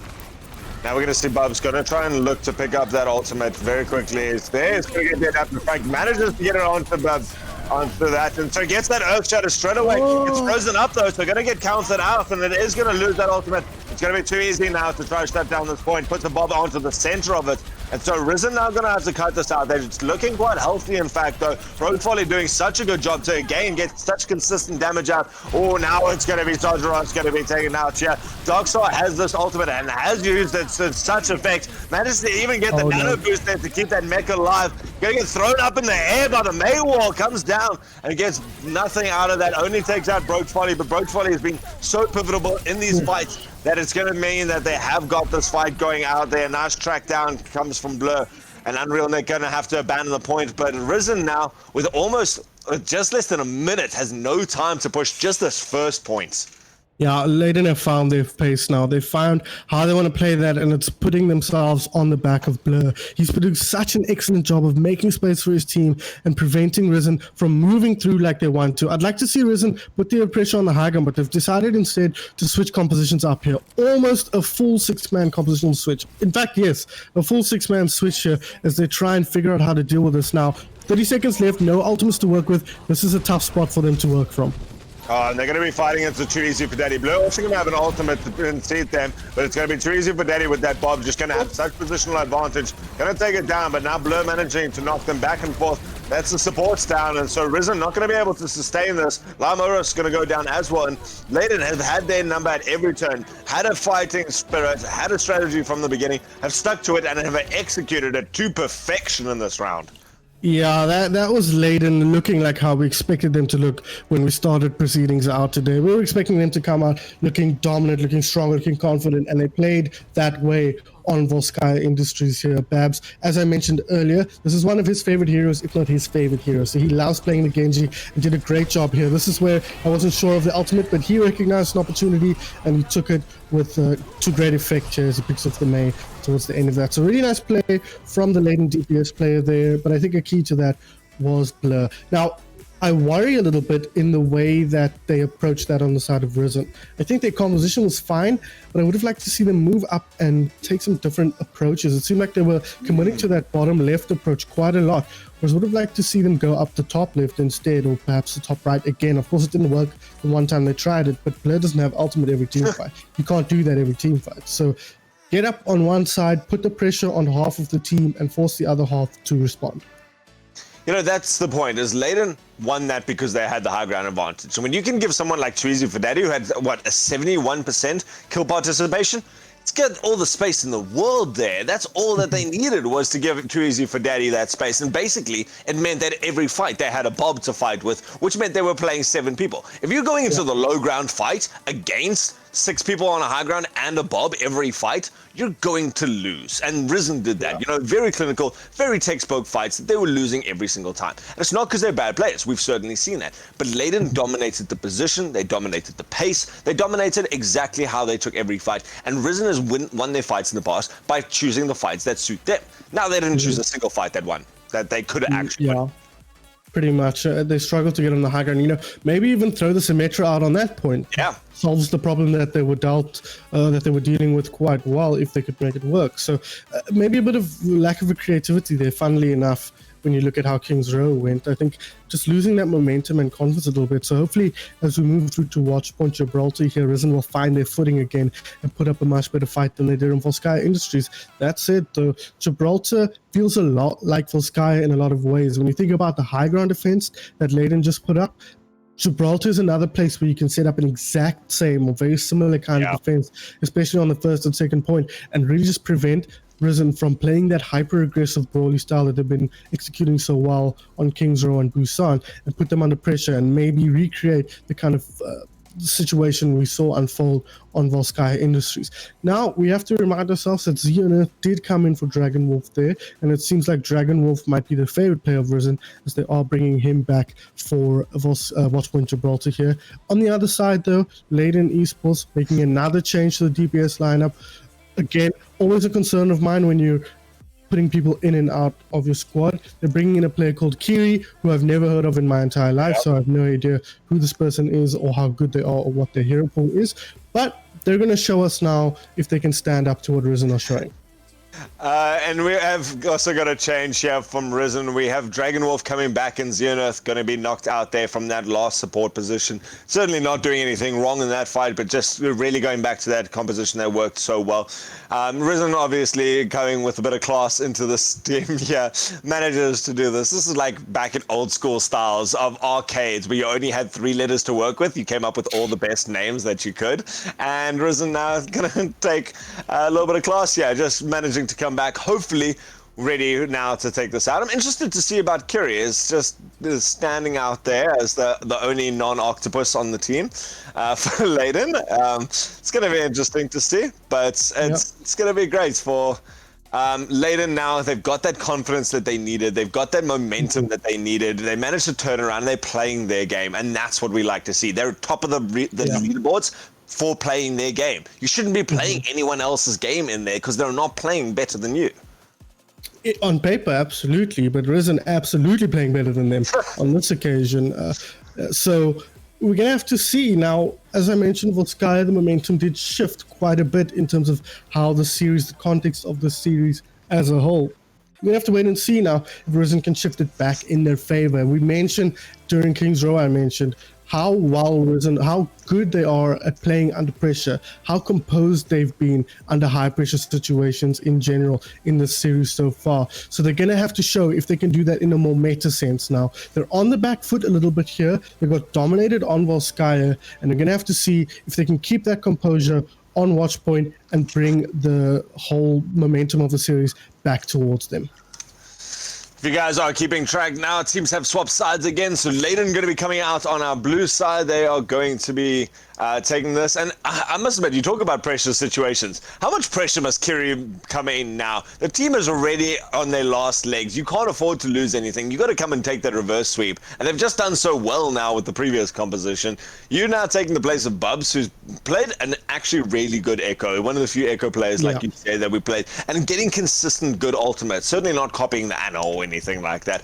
Been there, done that. But managing to get that. Kiri going to come out now with the Widowmaker to take us off from the beginning. Yeah, too easy for Daddy, going to be picking up the Echo instead here for Ladon as we go into Watch Point Gibraltar. Just wanting to dedicate a lot to that high ground and get those different angles again. Donny May and Smiley taking that dual composition of our supports again, the Ana and the Brigitte, and Blur and Darkstar keeping up those very mobile tanks. So going again with this dive almost to defend at the beginning and just control the height advantage that comes out. Yeah, very similar to the style they were running on Volskaya with the long-range hit scan DPS and then the Echo. Now, different players on those heroes, so we'll have to see how it works out. Smiley this time choosing to run the Brigitte instead of whatever she was running on the previous map. Interesting change there. On the other side, though, I mean, what we're expecting, more of the same out of Risen. If it ain't broke, don't fix it. But Ladon kind of did break it on the last map, so we'll have to see if they need to fix it up as we go forward. It's going to be interesting to see how they can move around so much. That Dragon Wolf Lucio are going to be pivotal to try and get some positional advantage here. They're going to try and go into the high ground. Blur is going to go down. Sodagross managing to shut that down very, very quickly. And that's the nice thing about running a Reaper is that you can just counter that dive. As Blur jumps into you, you've now got enough damage to just put bullets into him. Yeah, but the key to that was Dragon Wolf on the Lucio, back in the squad now and already making a big difference. She booped Blur and someone off the high ground there, and then he got frozen up by Lime Oros, which meant he took a ton of damage. He jumped out and just got picked off from a distance there. So really nice play from Risen, but they didn't get that much call movement, unfortunately. They managed to get to under the bridge now, but they're not getting picked off. Kiri sitting in the back line with this Widowmaker, trying to get a headshot. The rest of the ball's going down on the ground. Risen managed to get a lot. Darkstar going to be going down. Frizzy for Daddy's got another flank and getting up very close to that ultimate. They got up to 90% already, and this could actually be it with those sticky bombs. Up to 98% now. Has got it. Going to replicate onto the right. Dropping down in the back line. This could be a too easy for Daddy's shot. It's taken out as he gets to run that Earth Shatter. That could have been huge. So Ladon now taking this down. The only ultimate they've got now is the sight from the Widowmaker. Probably not going to do all that much in this brawl fight coming out there. Instead, they're going to have to go into Bubbles. Bubbles has got that Earth Shatter, going to throw it down into this fight now. Sardagross managing to get out a fight as well. And so Johnny May trying desperately to get some healing now onto Blur on the back line. Unreal Nick going to drop that ultimate there, takes out Johnny May on the high ground, and so manages to get rid of most of that healing. Kiri going to now get pressured off that high ground on the Widowmaker. Going to drop down, taking a long time to die, but certainly not going to be contributing anything to this. And Sardagross now has an ultimate for this fight as well. Going to just stay into that and going to drop that ultimate to take out Too Easy for Daddy. Just really wants to commit to the fight. Risen is throwing a lot of ultimates into this fight considering where they are at, but they want to secure this out, and instead it's going to come the other way around. Darkstar going to be managing to take this fight around, and so Risen, after dropping a huge number of ults into that fight, do not even manage to push it all the way. Wow, I'm shocked actually. Risen pretty much had that in the bag, and we spoke about composure and Ladon showing more of it on that occasion. A lot of ults committed, like you said. Really, really difficult spot for Risen coming forward now. They really would have felt like they should have taken that, and they're only moving in with support ultimates. But their roster's pretty well set up to brawl on the point, but they have no way of getting up to the high ground other than Unreal Nick, and that's a big weakness of the roster that they're going to have to try and solve. Blur gets in, he gets frozen up. I think he's going to go down here. Oh, Blur taking a huge amount of damage to the back. And there he goes, finally goes down. That is going to be dangerous for them. Darkstar looking in the background, and Darkstar would love to be able to do this alone, but that's going to be a very mobile tank line. So just trying to distract for now. Smiley in the background, flailing around there, trying to do some damage. Broke Folly, keeping the rest of the team alive. Sardagross is going down, so that's going to be their main DPS. That's going to be the problem. And so the rest of them are coming out. Bubbles manages to get a huge shatter there into the back line. Does manage to get it, but there's no combinations with it. It's Unreal Nick going to try and find something. Doesn't manage to get that. So both tank ultimates down, and still Risen hasn't managed to crack the back line that is Ladon. And so they've just got so much damage coming in from the back line. Donnie May and Kiri so far uncontested on this high ground, and it just means that they can do so much work here. Too Easy for Daddy having built up another ultimate, and with 5 ultimates, or now 4 ultimates from the side of Ladon, it's not going to be Risen who's going to be pushing into this. This is a tough spot for Risen. I think you're definitely favoring Ladon here. And I don't know what they switched up in the break as Kiri finds the headshot onto Lime Oros. Makes it even tougher as another one drops. Man, this is not the same Ladon versus Risen game that we saw for the first two games. Risen was taking those fights so decisively, managing to use the ultimates where they needed. Now they're just getting cleaned up. Blur sitting on that ball now. Too Easy for Daddy manages to get that Reinhardt and gets the shatter, just throws it down for the sake of it. And Ladon a full hold here on Gibraltar.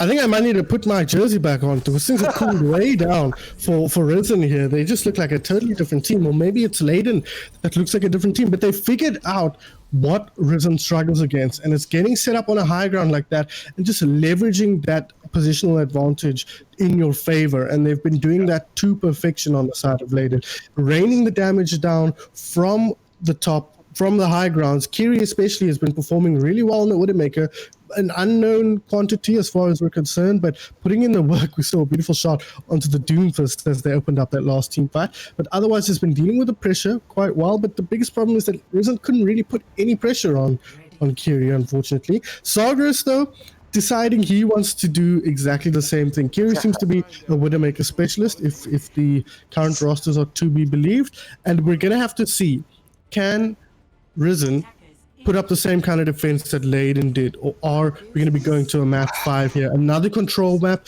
where Risen might actually stand a better chance? You know, that's the thing is, I feel that Risen has won the fights where they've taken their entire team and shoved it in the face of Ladon. Those sort of fights, they win. That's why they won the first control point map. It's why they won the second map on King's Row, where they were able to contest any positions that Ladon tried to take. Now that Ladon's been able to take positions that they want, though, Risen haven't been able to contest it. Now they're going to try to set up their own fights on the high ground, but it's going to be so difficult to try and take any sort of high ground play. Sardagross has managed to swap onto that A instead of taking on that Widow, so he's not going to be able to one-shot that the other Widow. And so Kiri's got an advantage there, but Kiri's just at this stage very content with just taking down that turret. Oh, looking for the pick onto Smiley. Oh, nearly gets taken out of counter there play. Coming out there very, very nicely. So Ladon pushing forward very slowly now. Kiri getting that angle around. Manages to get the first hit, trying to get out the plays onto Dragon Wolf, but the rest of Risen just being pushed completely backwards as Ladon just unravels their wave of torment that is their front line onto the back of them. Yeah, we were looking through the eyes of Kiri for most of that, but on the front line, Blur and Donime hooking up nicely there. Donime with like a 6-man anti-heal as Unreal Nick goes down here. So Risen on the back foot as they look to stabilize a little bit. This is going to be it. This is going to be Ladon pushing on so comfortably. They've got such a nice positional advantage. They're trying to contest it out. Oh, the res tries to come out. Dragon Wolf trying for that. Unreal Nick could have been left alone as the ball onto the pointer. And when it's not even the ultimate you got to worry about. It's just going to be like a gigantic Tesla cannon that's going to hit him in the face. So far, he's managed to drag it out for long enough to get someone else onto the point. So they're going to try, and Kiri even pushing forwards onto this to try and get that positional advantage. And so with very little difficulty, Ladon takes that. Yeah, I don't know what changed during the break. I don't know what Seraphim said to his team or what Blur said to his team, but they showed up. It's a different team that showed up. And with Ladon, you can never be sure if that means a different roster has shown up or if something's just been fixed in the break. But on this occasion, the roster has remained mostly the same. But we have to give it to Seraphim and Kiri. I mean, that's a super sub if I've ever seen one. Bringing them in a perfect situation and utilizing them perfectly, pretty much. I mean, that's the dream scenario if for teams that are using multiple different substitutions in one game. So I imagine we'll probably see Kiri be subbed out here, if I had to guess. Probably a Widowmaker specialist and Watchpoint Gibraltar rather, perfect for that situation. But we'll have to see now. Risen, they should be able to move onto a map now that isn't so high ground favored, where Ladon can't just abuse that high ground as they've been doing so far, and Risen might be able to fight them more on their own terms. But the momentum has completely shifted now. We spoke about how close it was in the previous maps, and it's sort of, unfortunately, not really that... wait, what am I trying to say? Wow, I lost my train of thought. We saw how close it was on the previous maps, but the previous 2 maps have not been close at all. It's been Ladon domination in a way that Risen never did on the first 2 maps. So ultimately, overall, momentum clearly favoring Ladon here. They are the more experienced team, but again, we're going to have to see if that composure can come through, if that zeal can come through from Risen, if they can be that plucky underdog team that overcomes the superior on-paper team in the form of Ladon Esports. Proven that they can do it, proven especially in that first control point where they brought it back on Busan. We're going to be going into Ilios now, but we're going to do that after the break. Both teams needing a break. Definitely Sun Phoenix needing a break. We're both just like so tongue-tied of the amount of action that has been going on. Guys, you don't want to miss the culmination that is this fight coming out from Risen and Ladon in here, this 80K Challenger Division Stage 2. We're going to be back after 2 minutes. Don't go anywhere. We'll see you for this, the finale.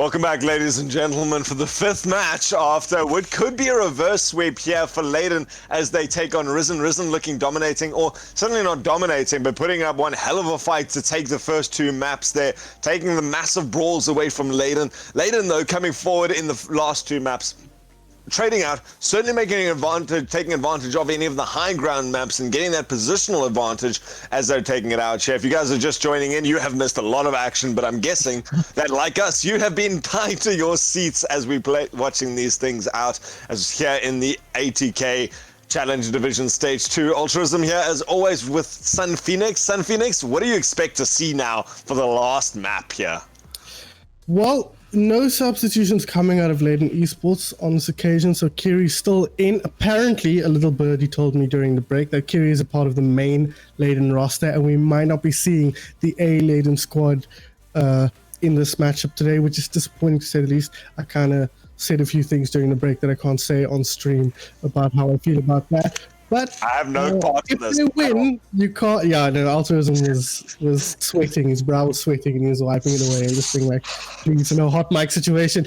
But Ladon are coming into this with all the momentum. I think Risen are going to have to show us something special. They're going to show us if they are a top team, if they have the potential to become a top team, if they take Ladon down here. But Ladon sitting pretty, I think, feeling confident no matter how the first two maps went. And as we move on to Ilios here, I think a map that, given what we've seen in the series so far, definitely favors Risen of the two teams here.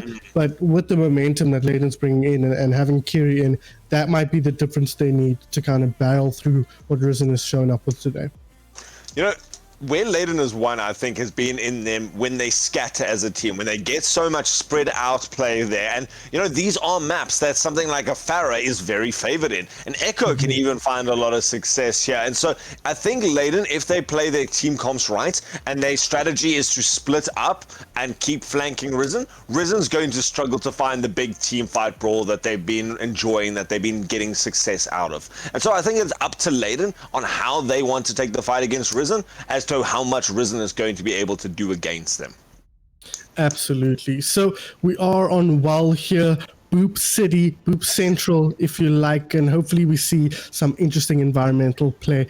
But hopefully we see some more stable. Okay, no, we're going for the ball and chain here from the side of Risen. We might see them switch things up, but one of the places in Overwatch that it makes a lot of sense to run that. On the other side, we see Darkstar also looking at running his own Roadhog. We'll see if Blur sticks with the ball with their switch. But a critical difference here is too easy on that Farah. No Farah on the other side, but they are running a turret and a Torbjorn as well as an Ashe. So quite a lot of pressure on Too Easy if he's not careful. And yeah, Darkstar switches off onto the Diva. So different compositional philosophies as we move into WoW.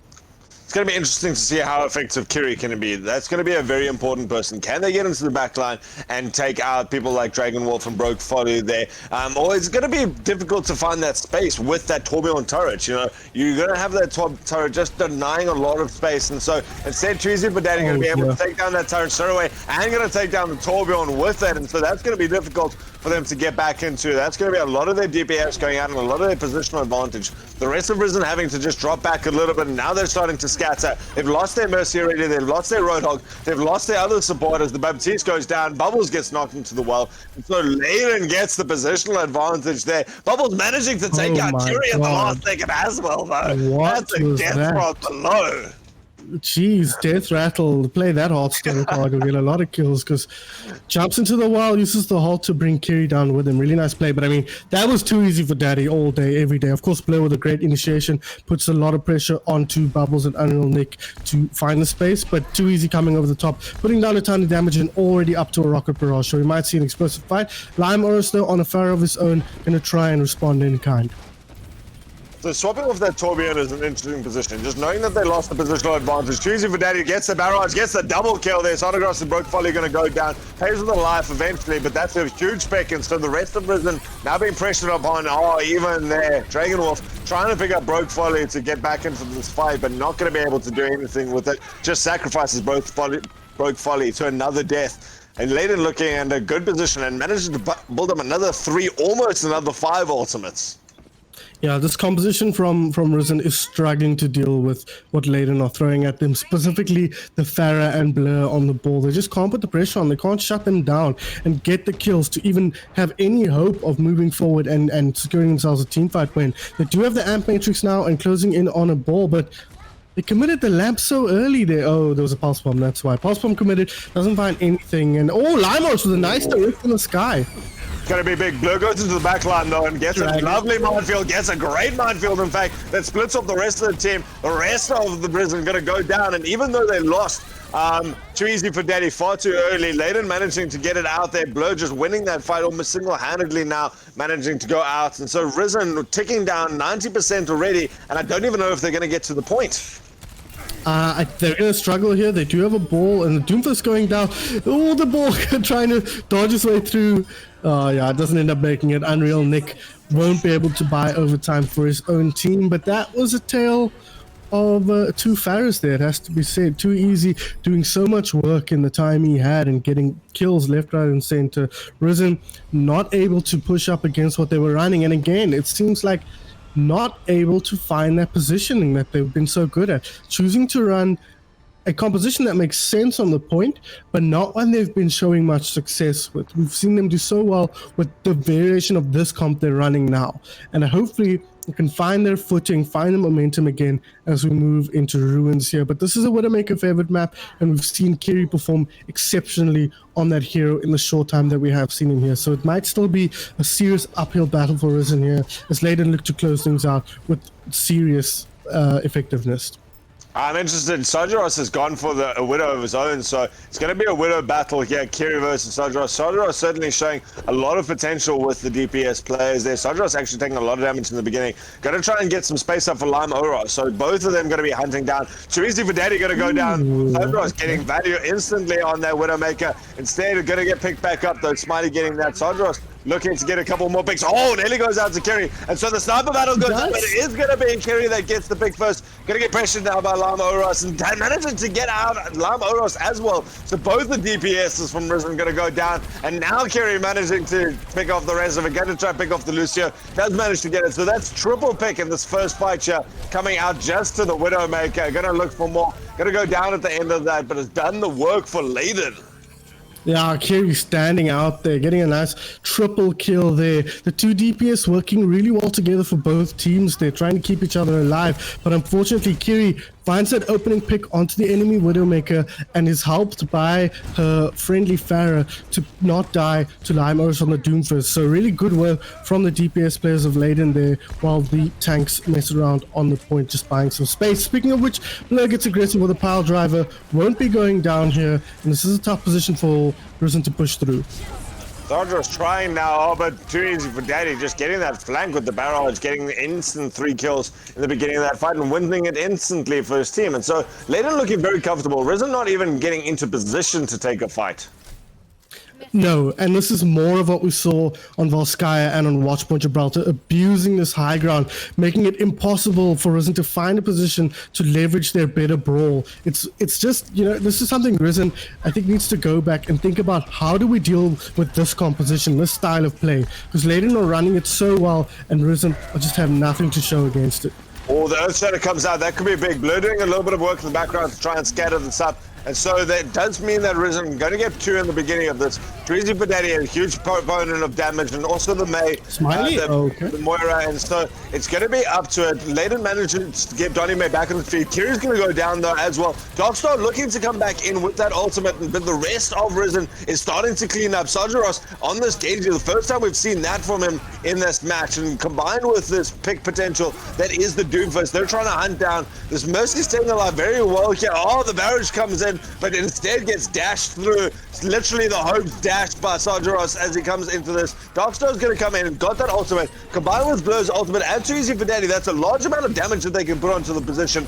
And they clear out the position for now. Risen not managing to secure the point just yet. And now Graviton Surge comes out. Just gives that position for Kiri to get that pick onto the Lucio. Instead, Tuesday for Daddy going to come in, looking with this barrage. Doesn't maybe want to waste it. Oh, is going to drop it now to try and clear this off. The 2 tanks from Risen taking the brunt of that. And so clearing up the point means that Ladon going to be able to keep this out. The beat goes onto it to try and just stall this out at all. The beat comes out. Dragonwolf, the only one on the point, means that even with the beat, no one else is going to get there. And Ladon with the reverse sweep. I mean, a different team, completely different team showed up to the last 3 maps as that one that showed up to the first 2. For both teams, almost, you'd have to say, Risen just looked so much less, composed coming into the second match, and Ladon dismantled them so effectively as we headed into Volskaya and really just carried it through. I feel like we didn't even see Risen really win one team fight after King's Row. It felt like Ladon just had their number throughout the rest of the series. So, at the end of the day, the result is not that surprising, but I think the scoreline is. Yeah, the fact that Risen did so well in the beginning, they were able to take it. But again, those first maps were by a single team fight. A couple of even the first control points there that we saw in Busan got up to 99% there, and Risen managed to come back at the end of it. And so Ladon always looked to be in a fighting position. And at the end there, it was close, and then not close at all for the other 3 maps. Yeah. That was the way that it ended up being. And it seemed that as soon as Ladon took to the skies, as soon as they started exploiting some verticality on any of the maps, as soon as they started breaking apart and avoiding a 6v6 team fight, Risen didn't know how to deal with it. They didn't have target prioritization, they couldn't shut down targets, and they just left themselves open to a lot of damage from various angles. Yeah, I think knowledge did seem to be a big part of that. They just actually know how to solve that problem that Ladon were presenting them with, and Ladon did an excellent job of just leveraging that and dominating from map 3 to map 5. So we do have a victory here for Ladon Esports, and that pretty much secures their spot at the top of the Challenger division. We're going to have to see how the teams below them unfold, but Altruism, let me give you my player of the match. Yes, let's do it. I want to hear it because we saw a lot of players come out there. We saw players from both sides. I mean, at the beginning, I thought Sadros was going to take the play of the match. He did so well at the beginning to start that off. Bubbles gave the space there. Broke Folly with a huge amount of healing coming out in the beginning.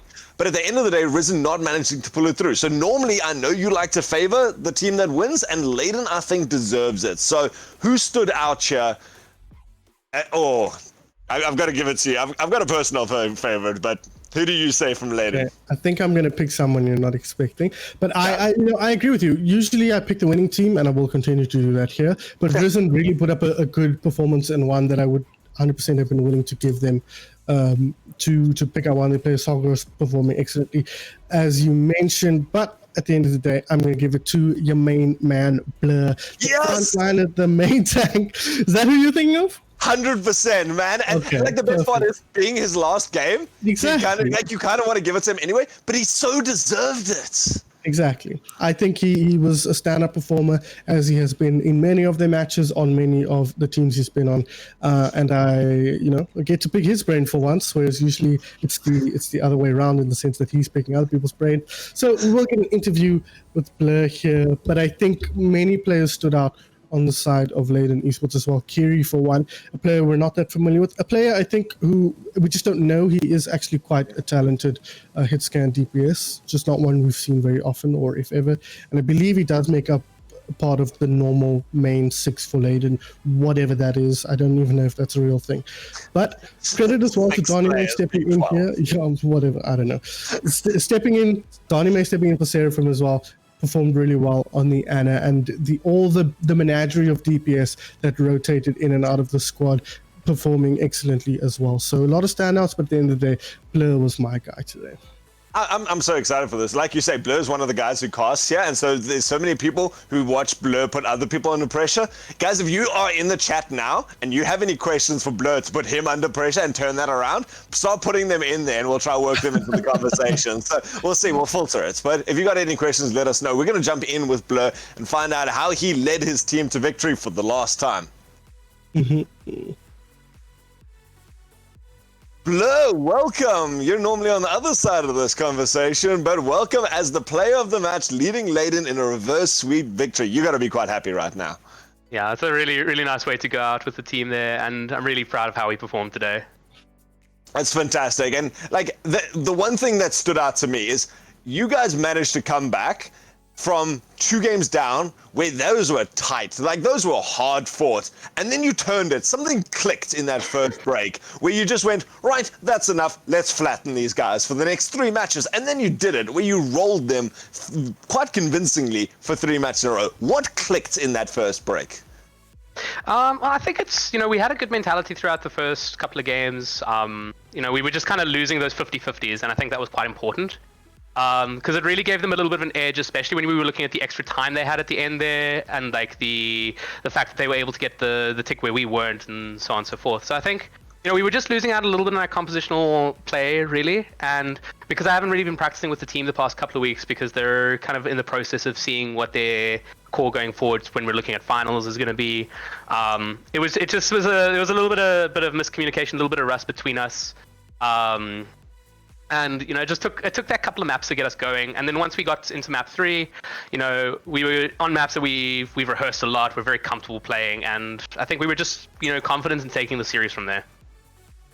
No, be real with me. Okay.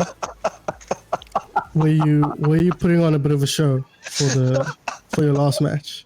Just between us and like whoever's watching. Was that the real strength of that Ladon squad in the first 2 matches?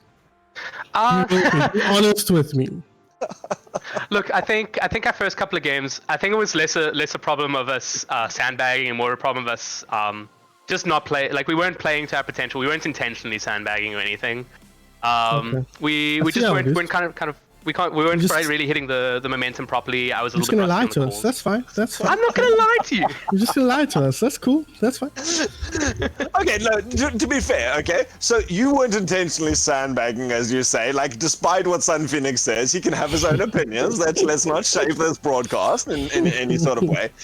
Did Risen actually surprise you then? Because they came through with a couple of really good team fights, some really good high-level strats. And considering you guys have been leading the log the whole time, this was heavily favored in your side anyway. And then they came in and put in a pretty dominant performance.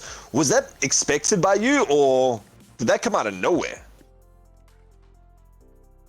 That's what I was thinking. I think it's a little bit, we know the individual strength of the individual players of Risen. They are a really solid team. There's a lot of really solid players there.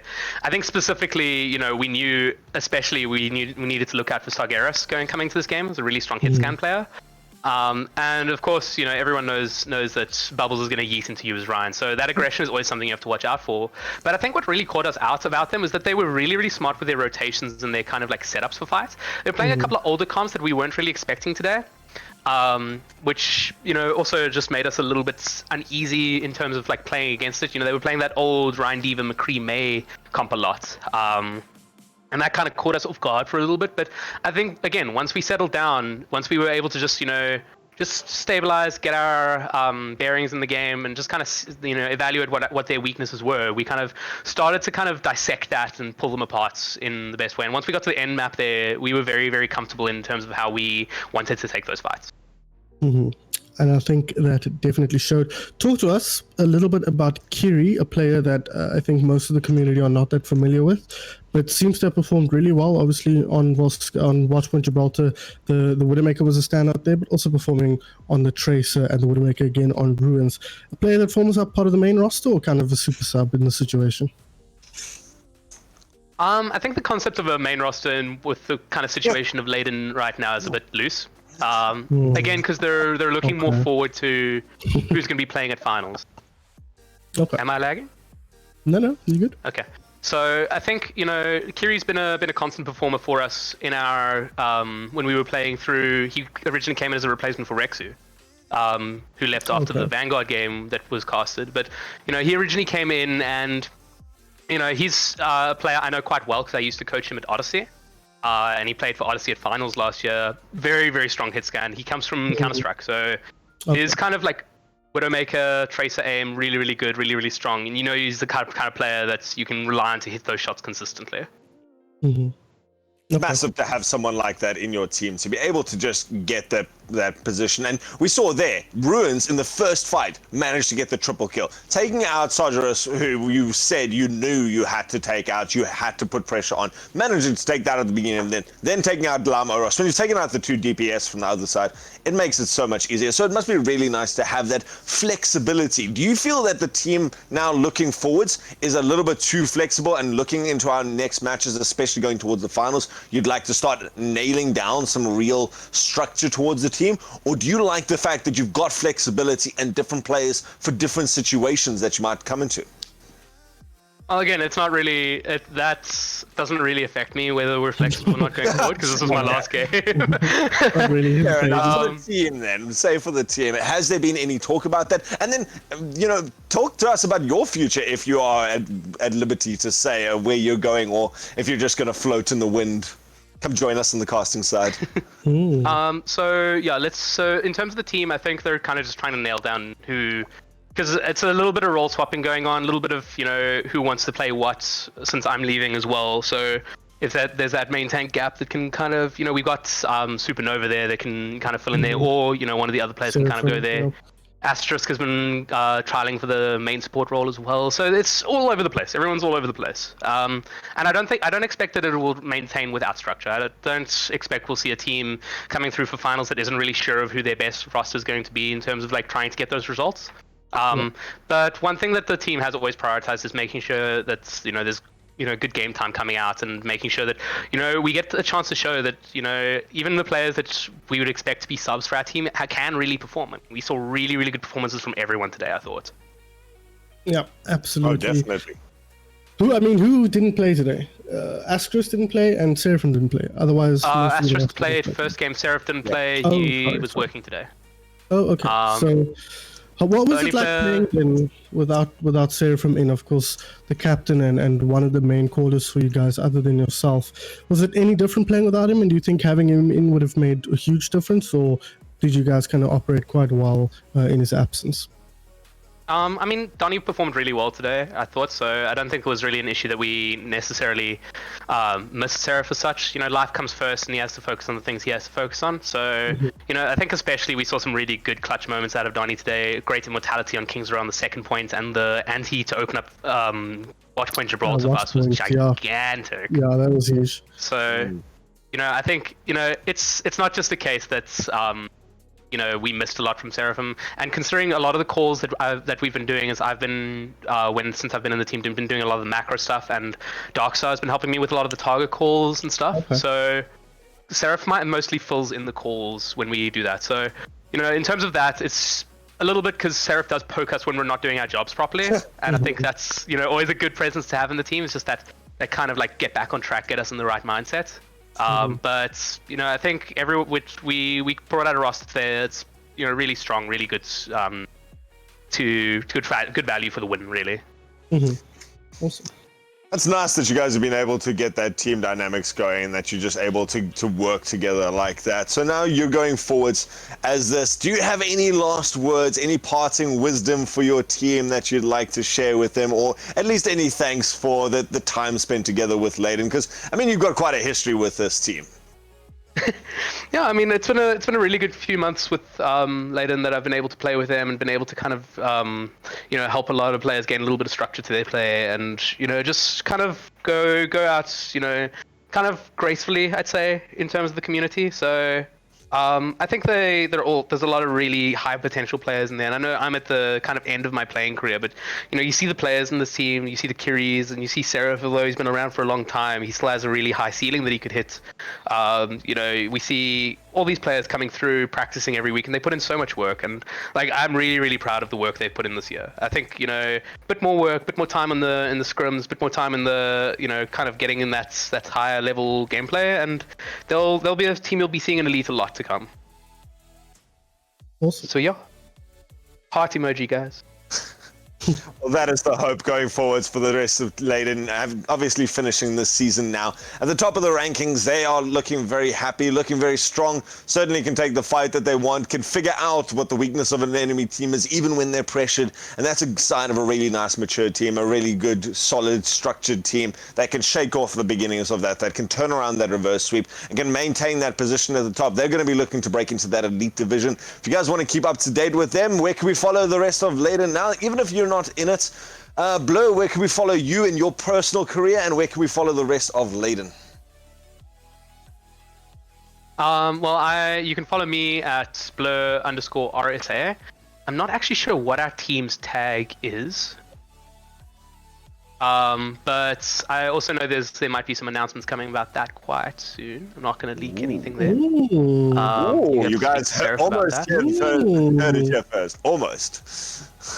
I think Seraph and Co have some good stuff in the works, and I really think this team is in a really good position going forward. I'm really proud of the work they've done so far. Awesome. And yeah, so I think that's going to be quite good to see. But I think for now it's just Ladon Overwatch.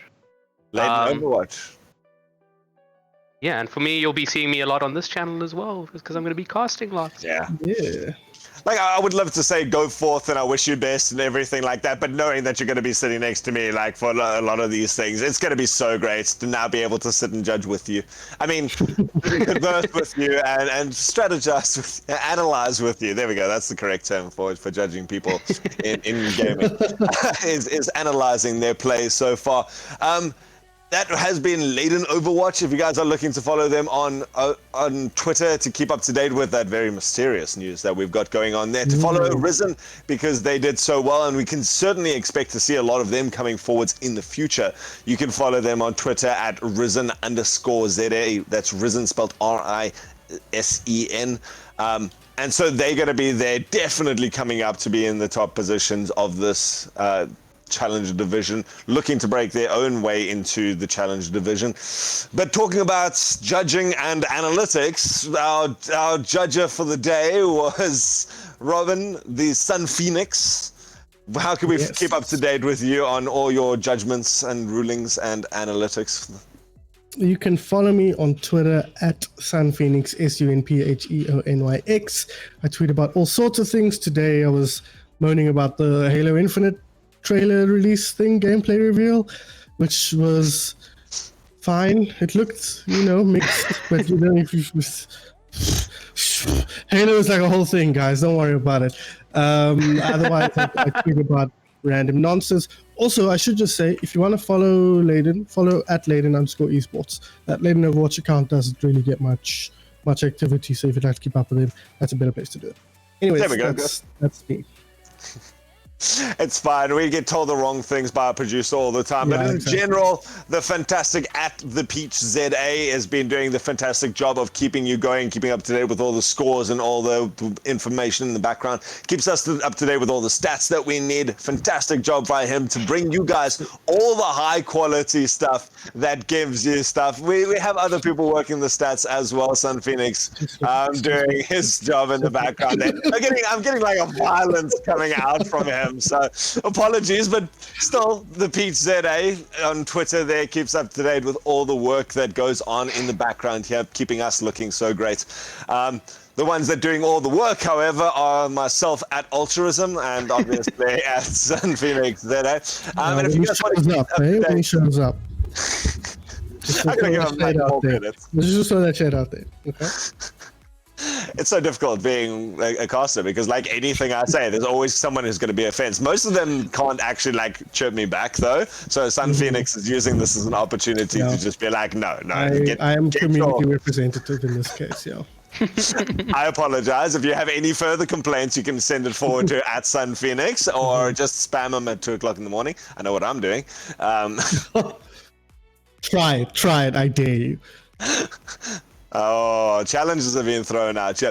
But to keep up to date with the actual challenges that you might want to actually see going on here, not like this little slap fight between Sun Phoenix and I on Twitter.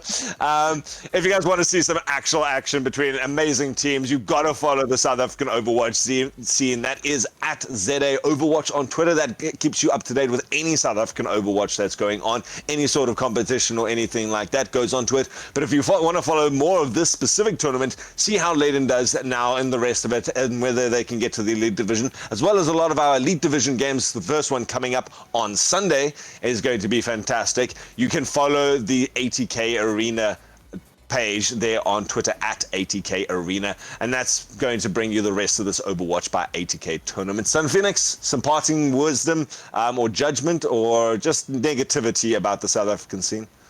Negative. Okay. Look, no, nothing. But I will say, tune in on Sunday for some more Overwatch action. As you mentioned, we are going to be looking at TSG Team Mist taking on Rage Quit Odyssey. Should be a fun game. Both teams kind of on a prodigious rise, and it's going to be interesting to see how they look when they smash into each other. Blur, you're going to be joining me for that, so you get to be the judgmental one on that occasion. Both of those teams you coach? No, I don't coach Team Mist. Yeah. I only coach Odyssey. So you'll get to hear him flame those teams as well.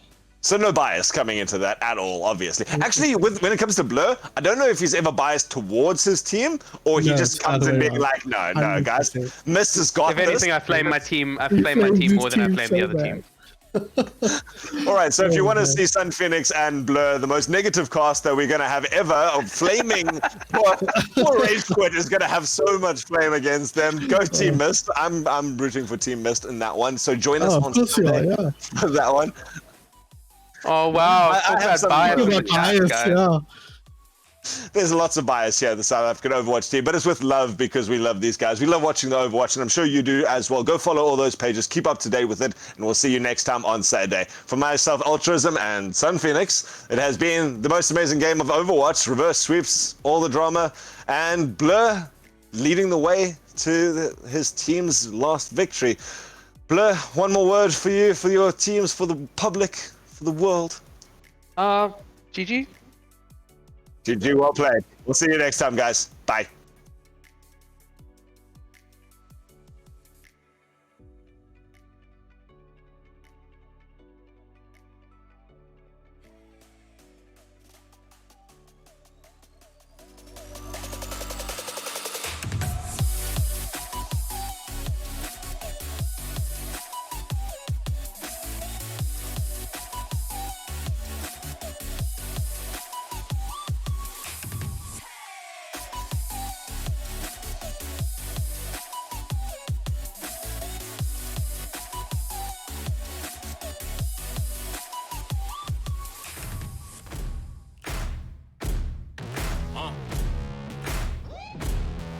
Yeah.